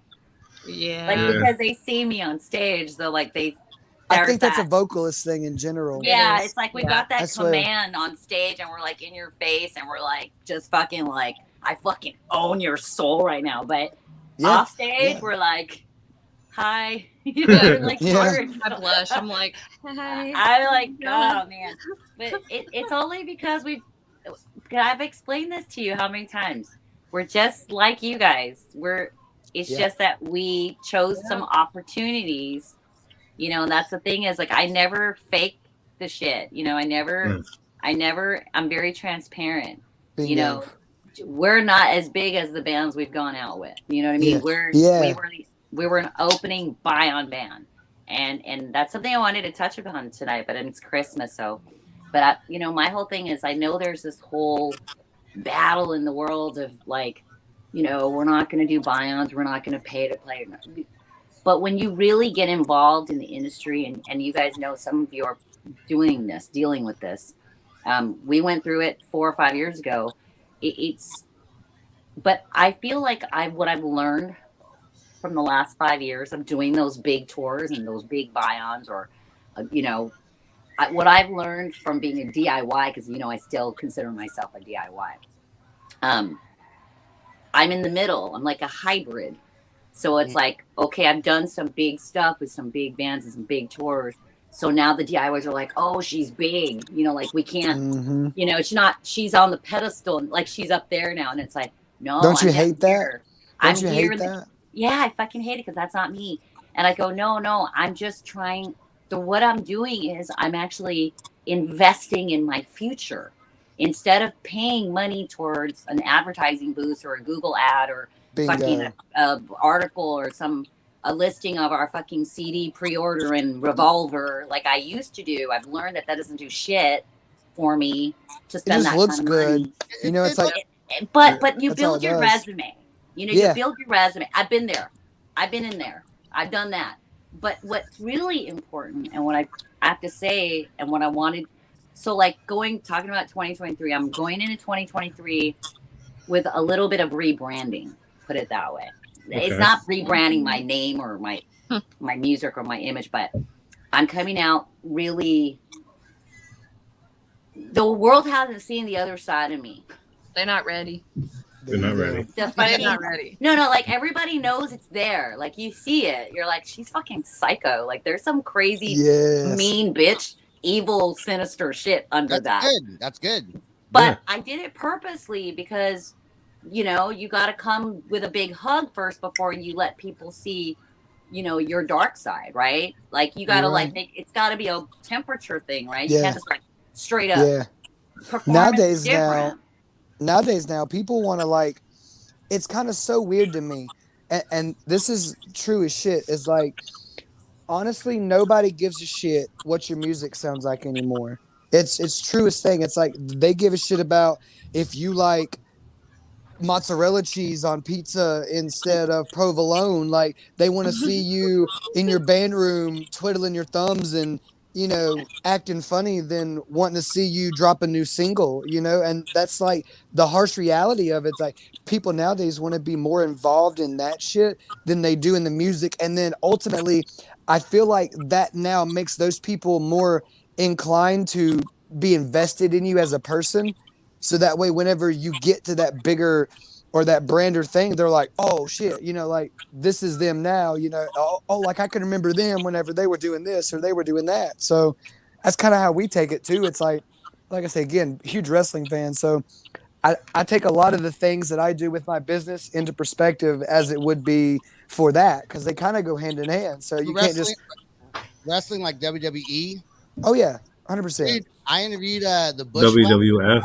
I interviewed the Bushwhackers and Brutus the Barber Beefcake. That's solid as fuck. Yeah, I tried to get $1 Million Man on there, and he was like, "No." But then Jake the Snake Roberts said he wants to do it. But he's not. He wasn't when I was actually with him, hanging out with him, and he was on a breathing machine.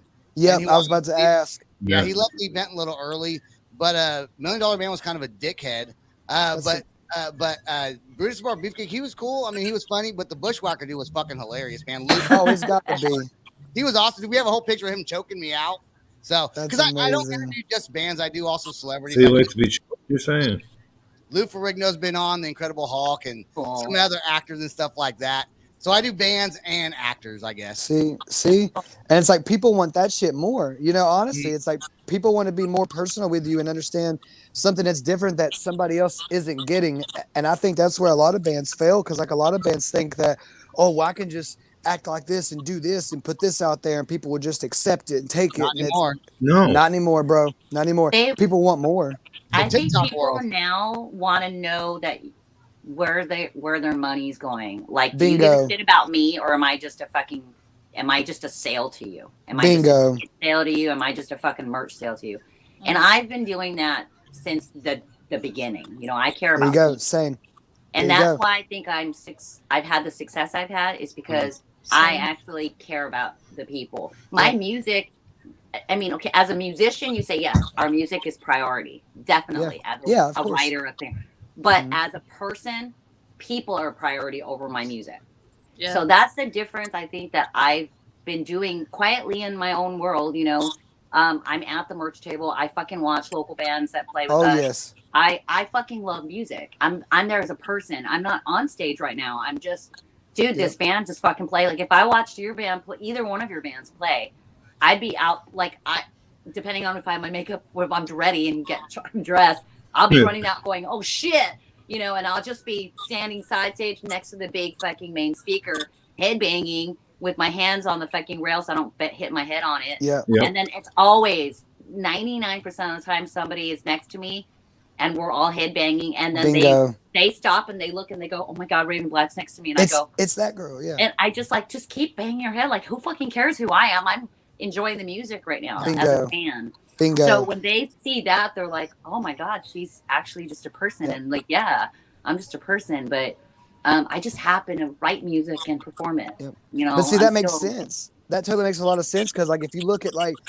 you know, for instance, it's like me, you, and Mindy. It's like in the same boat. It's just like we do what what we do because that's who we are as people. And it's like, you know, I'm gonna shoot us all up, you know, for a half a second. It's like there's a lot of artists and bands around there that don't get some of the same adventures and like opportunities that we do, and then those guys or bands are like butthurt about it. And then it's like, well, if you keep sticking your nose up in the air, then that's what's going to happen. And you see somebody else do something better than you, and you're going to continue to put your nose up in the air instead of giving like a, oh, good job.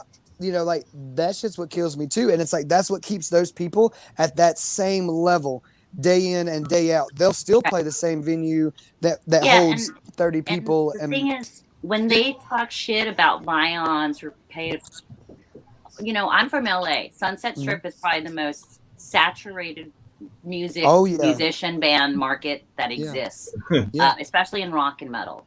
And so to even get out of there as a local fucking band back in the day, it was very difficult. But the thing is, like, I had to sell tickets. It was just different levels. You know, I had to sell tickets to get the fucking 6 o'clock opening spot for a local show. And I had to sell at least 50. And I started that way. And then now I'm doing, okay, now you've got to like do a door deal and you get a split of the ticket sales. You don't get a guarantee. And you build and you build and you have to earn your fucking way. So if anybody ever talks shit about me, here goes the segue real quick. Disclaimer.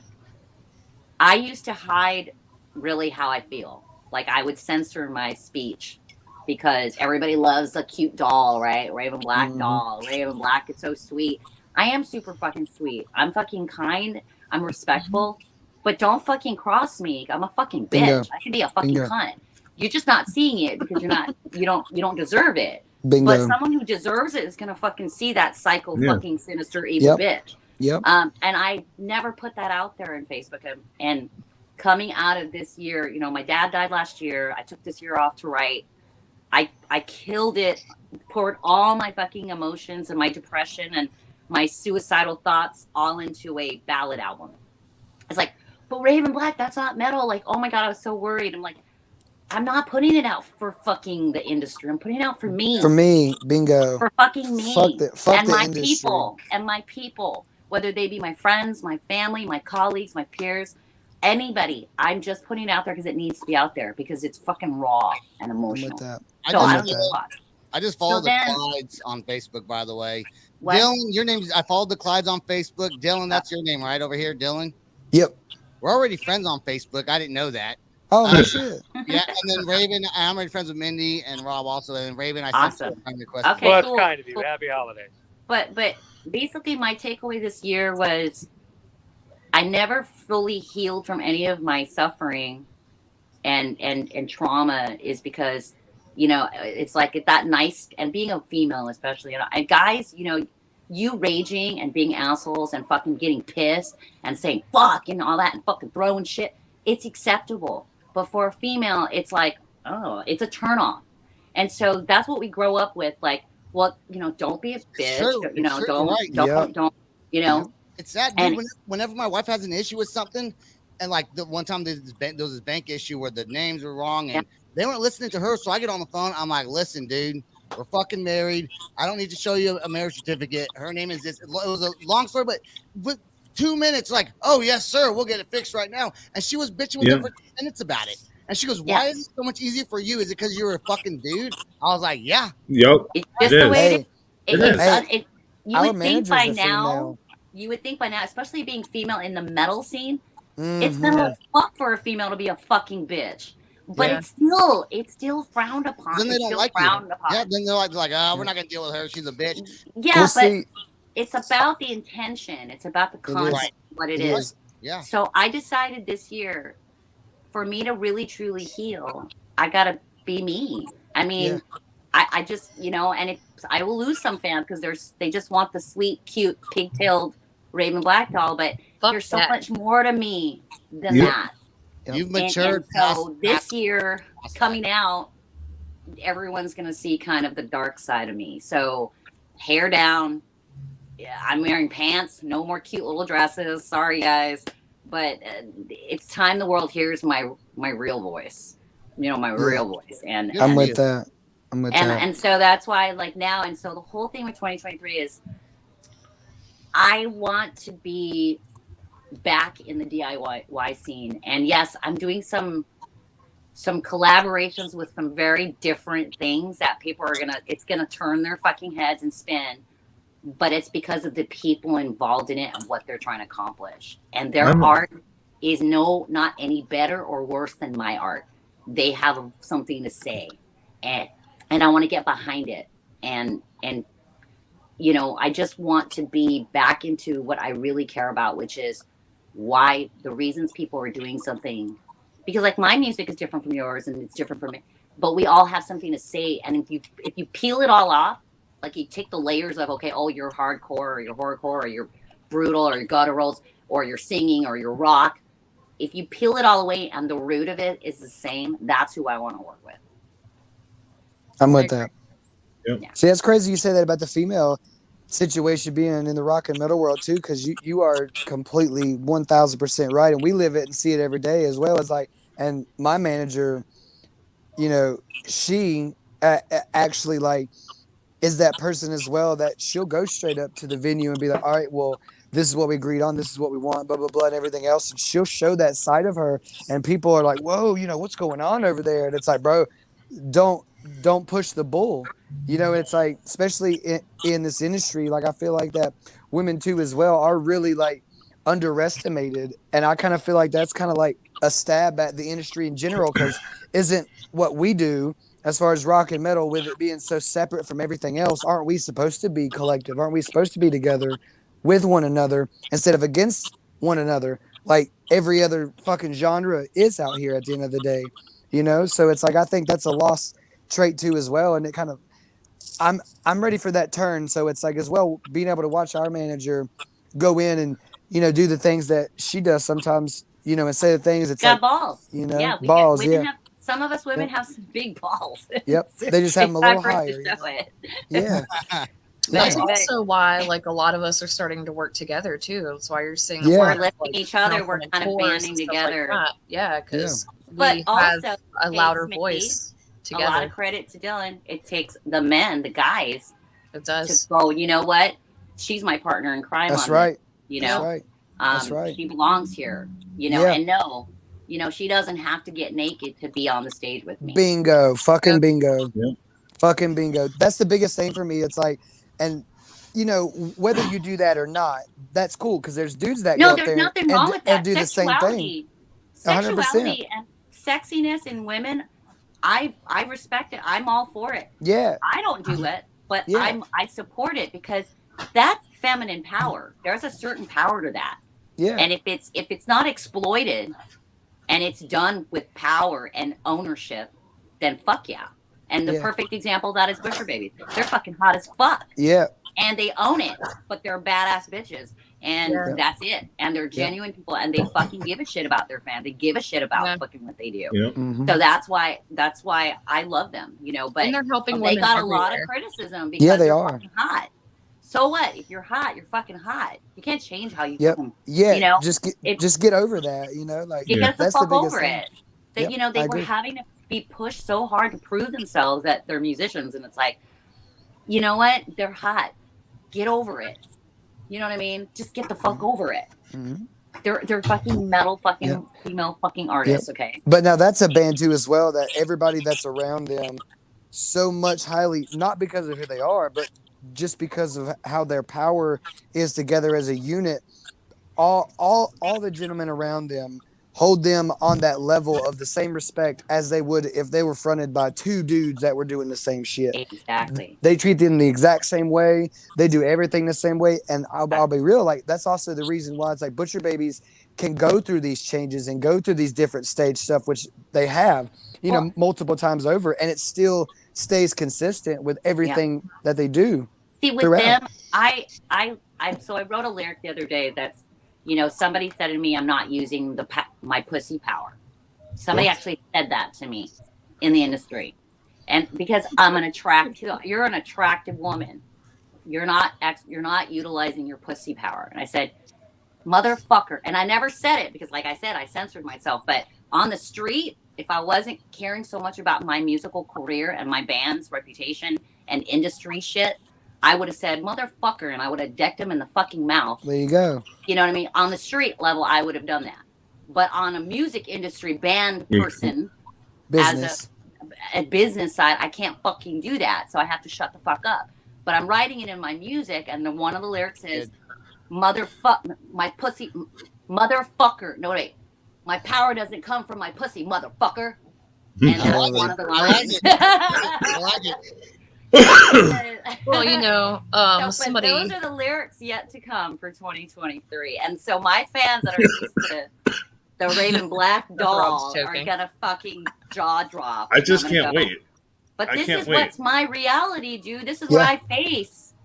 This is what I Yeah. face. And yes, there is a cute, crazy, nerdy little girl with the pigtails in me that likes to be sneaky and creep you out around the corner and play hide and seek. But there's also this other side that's like, don't fuck with me. You know what I mean? I'll fucking hit you in the face. And so that's only if it's deserved. There you go. But I Cult will. made a I good like point. it. I like it. I'm gonna cheers to that. That's right. Actually, I ran out of my Truly. Cheers. I got the Cheers. Corona. You know what I'm saying? But you know, I need to be that voice. I know Mindy feels the same way. I need to be that voice for females, and that our power is not in our pussy. Our What if- pussy's a fucking perk. What if You know, someone it's said? beautiful. What if someone said? That's a line. Rob, what if someone says, "Hey, your podcast can grow, but you got to use that penis power, bro"? Like, what would that even? Right? I mean, like, Can you imagine? What do you do with That's that? the same shit. What do you do with that? You I would know? say- I mean, I don't You know. gotta wear something that shows a little skin, Dylan, and start, fucking waving your dick around on stage. That's not my record. What would you fucking do? Yeah. Go on stage with Fucking- speedos with a speedo on. Where, No, I'm basically- gonna start interviewing people with only a speedo on. That's amazing. No, so I basically was wear a told- bathrobe. So Wait, let me give you another. This is fun stuff. I was told get rid of my teddy bear, Axel, who fucking crowd surfs, and get rid of my hula hoop. It's too childish. Your toys and your props. It's not it's not mature. It's childish. So Fuck it. now on one of my music videos for this song, I'm gonna get I have a red leather bra. Real sexy shit, right? With like the whole pentagram harness, the whole fucking thing. But I'm gonna have 2 little mini teddy bears of Axel on my nipples. And then the harness says, not for sale. Oh, that's amazing. Nice. So, That is- that's not what's for sale. My music is for sale, the show, the entertainment, the art, Yeah. not my kids. If I was gonna that's why I said if I was gonna sell my pussy and my sexuality full on, I would go in the porn industry and make a fucking way more money than in metal music. Yeah, right. Like Only bands. Dude, OnlyFans started off for bands, I think. That now it started off for like fans of dude, music. you don't understand. You guys know the struggle, man. You don't know how close I've been. So fucking close to selling pictures of my feet on OnlyFans. I have an idea. Raven, Just I to have an fucking idea. cover costs. What? We should do an OnlyFans, but we should call it Only Bands. Oh my God, let's do it. Do some risque shit. I'm serious. Only And that's the Bands. thing Yeah. is and there's nothing wrong. Like I'm working on something right now and hopefully it comes to fruition, but I'm going to be taking out some more feminine, powerful female artists. I'm going to go on tour with them as well. Because what I don't want people to think is that I'm anti-sexuality, that I'm anti these hot women that are, this is what they do and they're proud of it and they should be. There's nothing wrong with sexuality. The problem is, and it's not really even a problem, but just because that's not you doesn't necessarily mean or ever mean that you're against it either. It's just who you are as a person. Well, But put it this way, if because you don't do know it- me, yeah. and if you saw me trying to be sexy, it would be kind of awkward and really funny because I'm tough. Bro, have same. you ever I'm a seen dude. have you ever seen the Friends episode when Monica was trying Yeah. to be sexy with Chandler and the carrots? Do you know that scene? Yeah. That would be me. I'd be Yes. like, oh, what's up? Yeah, because that's I'm me. a tomboy. I'm a fucking tomboy. So, yeah. I'm gonna get out of here. Dylan's probably gonna pop back on. I bet he had some issues. All right. I'm gonna go check on my wife and kids. But it was nice meeting everybody. Like I Nice said, meeting I you. followed you guys on Facebook. Raven added you, and Dylan. awesome. Thank you. Already had him. Talk to you Same guys thing later. here. Yeah, I got to go put my daughter to bed. right. Maybe we'll sell pictures of Brian and I in sweatpants. Yes, OnlyFans. we should Yeah. collaborate Do it. a whole book Yeah, of pictures let's of collab. bands Hit us up. doing some kind of pose, and I we will might- start OnlyFans page. Fucking yeah, we need to do it. Yeah, absolutely. But Rob, thank you always for No being so problem. good to all the acts and always been great to us. And And it was great hearing from everyone. Yeah. Seriously. It's And nice to meet you guys. you too. Happy holidays and sweatpant pictures. Sweatpant pictures. Send 'em. I'll see you guys. I'll see you guys Have a soon. good night. Happy Bye. holidays. Bye. And then there were Yeah, three. so Yep. it's gonna be a crazy year. I'm nervous and excited, and I've already, my rejects I'm not worried about. It's the rest No. of the world that, there's gonna be criticism. I get criticized now, so it doesn't matter. Yeah, who You know what I cares? mean? That's where I'm at now. I'm like, I don't really care because I just gotta do me, and not everybody's gonna like me, so it's all good. And Mindy, I know you're going through the same thing with me. I know you Oh, are. yeah. It just, For sure. it's just the same thing. It's just like we can't get away from it. Yeah, It my is- thing is, it's like, depending on what the show is. I mean, sometimes I dress sexy. If it's really hot outside, I'm probably not Yeah. going to be in pants and long sleeves, and that's normally what I'm in because, like, It's comfortable. yeah, well, not only that, but I just want people to pay more attention to my voice than anything. And not that, if I was wearing anything skimpy, they were going to feel any different. But, I had this guy in an interview once. He's like, sex sells, right? And I'm like, well, so does my voice. Isn't that why you're interviewing me? Like, Yeah, my voice, right? Weird Well, flex. that's the whole but thing. okay. Well, just for kind of me, depends I on the mean, day. The honest truth is, I just wanted longevity with the music and the art, and I didn't Yeah. want the focus to be my looks. I want it to be more about the art and the music. So that's Same why here. I did what I did. I mean, But that's why not I to say that I'm literally- not. I don't like to. Of course, I want everyone wants to feel that they're beautiful or pretty Yeah. or sexy or at least Wear what you want, desirable. man. I mean, it's a human nature. So yeah, but if I put something like that on, it's a different kind of attention I'll be drawing. So Well, you I probably feel awkward too. So like, it's just like, well, how many times have you seen a girl with a short skirt on stage and she spreads her legs and all you see is beaver? You know what I mean? And then I This is what I walked back into. like, I know, but that's what I'm saying. Like, one of the artists, one of the local bands played with me in LA a long time. This is a long time ago, like 8 years ago. And she was wearing a mini skirt. She looked beautiful. She looked great. But because of where the stages usually are, the height, Yep. and she, her skirt was riding up because she was spreading her legs to, to sing. And she had a mic stand, so she had her legs kind of spread apart. And, I come out to watch the local band like I always do to support. And the entire, 7 different guys from the different touring bands were standing there in the back, watching. And I come out, and apparently she didn't have underwear on. Some girls Oh. go, right? It's just more comfortable. She was commando, and I came out, and the spotlights you just saw all of it. And I said, holy fuck, I can't even hear their music right now because I'm fixated. And I'm a chick, right? Like, I'm fixated on her fucking shit right now. bro, because I'd it's, go up there and give her a front high and center. five. Swear to God, And I I was would. like, but I did, I was just like, should I tell her? Like, that she knows? And I'm like, no, don't, because she'll be Got a mortified. little Don't. something. Yeah, just don't. Yeah, say a little it. I something didn't. right there. Yeah, but I, but I was like, I never want to be that to happen to me. So what do? I wear tutus and tights and shorts and shit under my shit, right? Because Dude, I feel again, like- that stage, right at that level. I I'll feel see like it I on would own it because there was this, I was wearing these really tight pants at Blue Ridge the first year.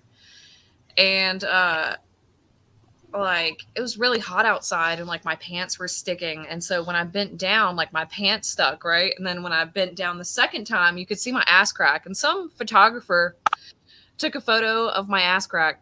And you could see through your pants. And put it on the internet. And I own that shit. I posted it on my page and was like, yeah, I'm always showing my ass, man. Sorry. Oh, good. I mean, I that's the mean- thing. Whatever. You're welcome. I It's on my ass. just don't want, 30, 40 people looking at my junk while I'm trying to perform, because I think it's distracting from my music. Mindy, side note. So, my phone died a second ago, right? Mhm. And I had 12 or 13 text messages when I turned it back on to come back on, and I see you in June. Oh, nice. So they just told us who was on that, and I was like, okay, well, I'm talking to her right now. So Nice. Yeah, that's cool. That's pretty cool. So how do you guys feel about doing a DIY fest Oh, ourselves? I love it. I would love that. I would be so about We that. to do it alone Yeah. is too difficult, but if we have like certain leadership bands, Yeah. I Yeah. think we can do I it, think the sure. three of our bands can be in a leadership role on this. I would love that. Right? And collaborate and help to make it happen. I would absolutely And love I will help as much Like as I what you were possibly talking can. about. And like I said with Gino, like if you want to make it that every year and collaborations and getting bands from all over the country. Yeah. I know you guys know a lot of bands. I know a lot of bands. Yeah.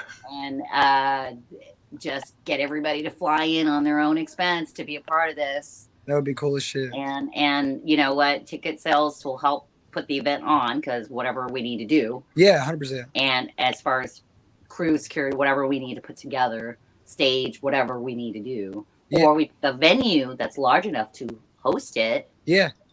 and then we still do the charitable thing. You Yeah. know what I mean? But I'd love That'd be that. awesome. If some Like, reason not I the Trinity of Darkness. if some reason That's the I thing is- I can't be there in person, I will help out as much as I can other ways. yeah, you'll You promote always the do. show. Bro, we just got to That's fly it. them down here to the East Coast, Mindy. I know. I know, for real. We've been talking about it for a while. We just need to make it happen. It's gonna happen eventually. Especially if there's a But, show. but I where think it'd be like, no one's ever, the DIY circuit, the bands themselves Yeah. have never done that together. It's always No. we all jump onto somebody else and we make them wealthy and we Bingo. we promote their shit. And their shit isn't the purpose of the I festival. agree. We have a unified purpose. So we have to put it on ourselves and we just need a couple of leadership roles to Start a or- revolution. Yeah. But you know, like I think I want to be a part of something like that. We would love that. That would be amazing. Yeah, I want to be a part of something like that. That would be really good. Especially Mindy too, as well. It's like, you know, we've been doing this for a minute, and it's like Dying Oath came out probably just a little bit before we did and everything, and it's like Yeah. just the mad respect and like honest friendship that came out of it really truly shows you. And like that was our first show, and like it's like honestly, it's like them being on our first show was my favorite part of the whole thing, because at the end of the day, it's like, you know, like there was a bunch of bands, you know, that we you know love and stuff and care about stuff, but to have another person where you don't feel alone and like that kind of shit, where it's like, you know, you're not the only person out here that's doing it for the right reasons and for the right things. It's like, you know, everybody else at the show is like, oh, you know, well, where's this or where's that? Well, where's that? It's like, you know, like every band always gets paid, you know, when they do shit with me and stuff like that. Like, unless it's a charity event or something Amen. like that. But it's Amen. like, you know, it's at the end of the day, it's like Mindy and her crew are more focused on making sure that the show goes well and everything else is happening and that everybody's having a good time, you know, at the end of the day. And that shows more character about who we are as people than anything, you know. So if we had more We're not people- there to be rock stars. No. None of us give a shit about that. Bro, Nah. I Actually, show that up makes and I'm me like, I uncomfortable. just want to hug. Like, Yeah. all I ask But for is being called hugs. a rock star makes me uncomfortable, actually. I'm like, Yeah, oh, that's just weird. it's just fucking weird, you know. But the thing is, we have been at it for a bit, so we're a little bit more, I guess, experienced. Yeah. Or Established. learned, as you call it. We are learned a little bit. We're learned. We're learned. We're learned. And you know, Teach and so we need to. I think it's our responsibility, actually, Responsibilities. to guide Yeah. to guide so that our scene stays alive. I feel that heavily on the responsibility thing. Like that's a big thing that weighs down on my chest, like super, super heavy. Like everybody else thinks of everything as, you know, like the whole, oh, you know, it's just metal. They play metal. They're just all about drugs, sex, and rock and roll and all that. And it's like, I'll be honest with you. If people have that image of whatever they think is like us or whatever, I leave it alone. Like if that's what you want to think, bro, that is so fine. That is cool. If that's what you have and that's what you have to kind of pull me as or somebody else or whatever, bro, that's so fine. I mean, thank you for coming to the show. You know what I mean? Yeah. Like at the end of the day, it's like none of that shit really affects us in any type of way. You know, we're looking at everything. Okay, so we did the show. Did everybody have a good time? Did everybody was every band able to sell merch? Did the venue do good? You know, and it's like a lot of people don't really care about that either. Like, oh, I just come to the place and I just play the place and I'm done. It's like, well, good luck trying to come back to that spot. Good luck getting representation. So it's like now you got to build those relationships with That's the right. venue too, and the owner and the manager and the head bartender That's and right. the security staff. And Yeah. they go, dude, we always want you to come back. Yeah, I make sure that almost every single solitary place that I play, they are the first. I am the first person that they see, and I'm the last person that they see every time. Yep. They will see me 2 or 3 times for the show. I high five you know? the janitors when they're changing out You know? the bins. I'm Yeah. like, Yep. what's up? Yeah. And they're just like, and then they go, oh, and then I set up my merch. Yeah. And they're like, they thought I was the merch girl, and then they see me all of a sudden on stage, and they're like, I thought you were the merch girl, and you. And I was like, yeah, I didn't walk in here like I fucking own the place. No, I'm a guest Yeah. of yours. See, the best thing about my side is like, you know, people are how people are. You know, some people catch on quick, some people don't. But I've played places and been with bands and stuff where they don't even know what this face looks like. So they like really don't even know. So I'll walk in with this face and then you know do everything. Well, now they do. Yeah. See. Yeah. If they follow me enough on Facebook, but like venue people and stuff, they usually don't know this face. Have no clue. Yeah. Yeah. Have no clue. They think I'm the merch girl. I'm like part of crew. You know, I'm just like in my And little just leave hoodie. it at that. Just I'm in my leave it at fucking that. hoodie, all mysterious and shit. I walk in and I'm all, You know. I'm all, Hey, where's the restroom? Where's You the will hear the restroom? wildest shit. You will hear the wildest shit if you keep that up. People be talking Yep. shit about you, and you're just like, oh yeah, fuck her. Oh Dude, no! it's I do have hilarious, a story. though. One time I was Mhm. standing there with Muppet. We were just at the bar chilling, and we had it was before our set and everything. We were just fucking chilling, hoodies, just kind of like hanging out. I was drinking a soda, and then he's like, "Oh yeah, you guys are here for the, because Ryan's smoked out with the dude, right, in the smoking section." So we come back in, we're like getting drinks together, and I'm standing there just looking at the stage as everything's set up, and they're like, "Yeah, dude, we're here to see Raven Black, dude. She's a friend of mine. She's so fucking cool." And I'm like, and I was a little bit turned, like in my head and my hoodie. So, he probably didn't see me fully, but he was talking to Muppet, and Muppet's like, "Oh yeah, dude, that's cool." And he just let it go because he was just so excited that he was claiming to know me. And it was just funny because and then we walked away and we went to the green room and we're like, he goes, "Did you hear?" I go, "I did. I know him though." I'm like, "But that's my best friend, dude. I fucking know him." And he didn't even know he was saying all that right next to me. That's amazing. Crazy Dude, stuff. it's usually the opposite for us. Like we were at a show one time, and like if I don't have my contacts in, it's funny because like if I'm just walking around normal and I don't have like my cut on or like my contacts in, people don't talk to me. Like they'll walk right past me, and as soon as I put my What? contacts in and put my vest on, like people They will know start it's you. talking to me or whatever. But I was standing watching, I think it was actually Haymaker that was playing, and this guy walks over beside me and he was like, "Yeah, dude, the next band is Dying Oath, and like they don't deserve any of the shows that they get. Like they're really shitty and their singers like really awful." I was like, "Yeah, man, I agree. Like that band is awful. They me suck. as Like fuck. I hear their singer is like a bitch."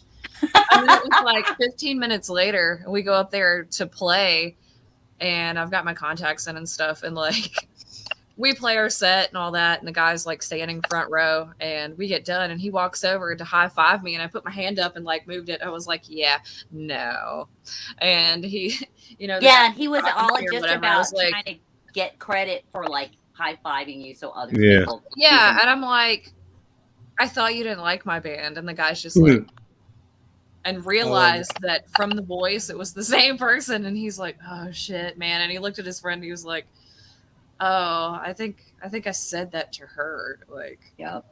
His friend's like, Dick. "That's gnarly. Douchebag. I can't believe you did Yeah. that." That's good. I had a situation before where somebody like right before a show, somebody was talking to me. He's like, "Man, I've been trying to catch the Corson for years, and we've only been a band for less than 2." And then like you always get those, and I get one dude that come to a show, and he's like, man, I seen y'all about 5 years ago, man. Y'all were insane. And I'm like, bro, I remember that show, you know? You're like, I remember that. That's He's dope. just talking all. But they're just so excited, so you don't want to burst their bubble. No. Like they're just excited that they're getting to talk to you even. So like, yeah, for me it's for me it's the coolest thing is to have that kind of a effect on somebody to be able to influence their lives. And so my whole thing is like, if they're that excited to meet me, it's my job. It's like my duty as a human being, as a person, to fulfill that, to fulfill that dream of theirs, or that, you know, that hope that they have. Yeah. You know, like you were talking about Corey, you know, when he just like acknowledged you, it was huge. And I'm like, what does it take from me other than give me joy to give somebody else joy? You know what I mean? Like to have that moment. 2 seconds, man.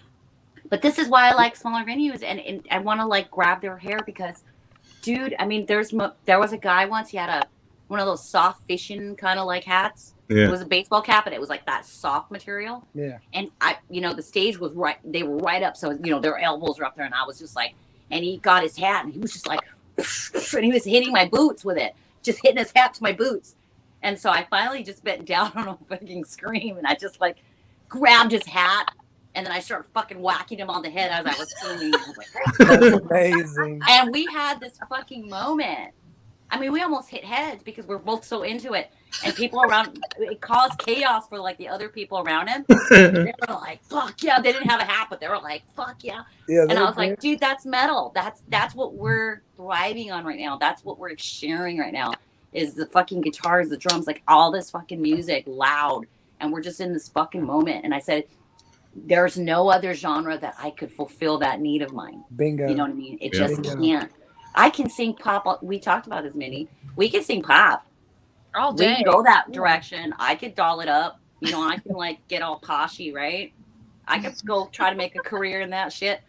It won't serve me. It won't serve me. I'm too dark. I'm like, so how do I say, like, you know, the power's not in my pussy, motherfucker? How do I do that in a pop song? I'm gonna put that on a shirt and send it to you. You know what? As a matter of fact, just because I just thought of that, now I'm gonna do a layer harmony of that in a pop voice over my real voice. Please do. I'm gonna be like, you know, just popped it out. That's amazing. I'm all motherfucker. You know, or something like that. I don't know. I'm all about it. It's like, what's that? Have you heard that? Do you know who Mag Dillon is? Yes. Those are amazing people. So they got a song called "Fuck It," and like that's kind of what I'm hearing whenever you do that. She kind of does that somewhat in the like chorus part of it, where she'll layer like a pop side of it. This is like fuck it, fuck it, so fuck good. it, fuck it. Yeah. Well, this is why the doll character was created, because the doll mocks everything. She's very sinister. She's very mischievous. She just, it's the, like I always describe my doll character as, you know, I'm the little sister that used to go and go, don't fucking beat my brother up. I'll fucking kick your ass. You know, like that little the tomboy, like that. Don't bully my brother. I'll fucking scratch your eyes out. You know what I mean? Yeah. You know, and she's like little but she's just tough. That was me. So my doll character is actually my child self, where I was like, you know, I'm just kind of like fun and cute and pigtails and fun and here's all my toys and I like to play, but don't piss me off. Yeah. Or I'll rip your fucking head off. You know what I mean? Like, and she's just evil. You know, she's evil. She's kind of creepy. And but that's the fun part of my music that I throw in there because, you know, I don't always want it to be too serious, but some of my songs are really. This fourth album, it's called Embrace the Darkness. I don't know how else I can explain it. I'm embracing my darkness. And then the first track is Fuck You. That's the title. There you go. I figured I'd cut to the chase. Yeah. Yep. You know. Well, I may have to actually piece out of here. I gotta Same wrap, here. like, 2 or All 3 right. hours. It's so fucking nice to talk to you, man. Absolutely. But seriously, I checked out your band and I'm like, okay, yeah. You know. I'm like, yeah. So we need to do something. before everybody goes, you want to say anything to your fans while we're still on? We Well, love you. before we say anything at all, Dylan, I have to tell you this, and my girlfriend's going to be upset with me, but she absolutely is obsessed with your band and listens to it all the time to the point where she's driving me crazy. So That's It's amazing. on my playlist now, so That's amazing. Well, we'll have new shit out here. Like, I know really, I'm really excited.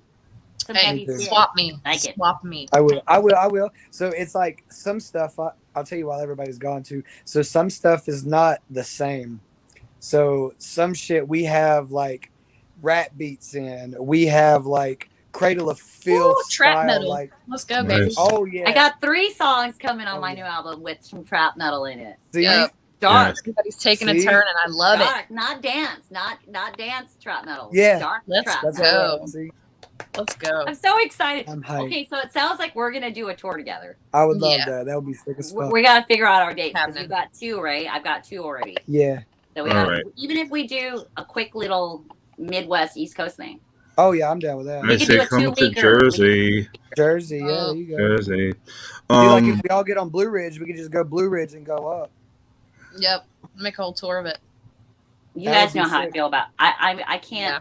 I'm sorry. I know you do it. You know that I love you, and I know you guys do the Blue Ridge thing. But you know the whole DW presents, like getting them all the promotion, and Yeah.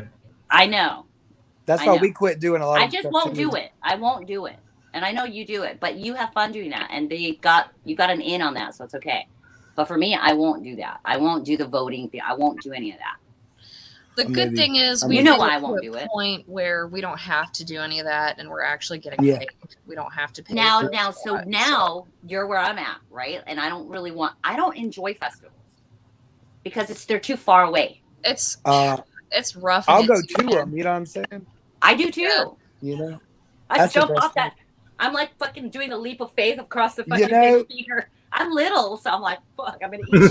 There you But go. I do it. I did it at the gathering. I'm all fucking flying across the fucking stage. Bro, that's a check mark that I Yeah. want really bad. We were trying to get on the gathering next year is like a huge check mark for me that I'm trying to accomplish too. So I would die to play the gathering. It's insanity. It's Yeah. I've been I waited for years and years and years and years, and then they hit us up, and I was like, huh? and then they hit us up for Bloody Sunday, and I was like, Oh shit, that's it. I guess I'm doing something right. Yeah, right? Yeah. You know what I mean? Like I don't know what the fuck I'm doing, but I'm fucking just doing All it from of the it. heart.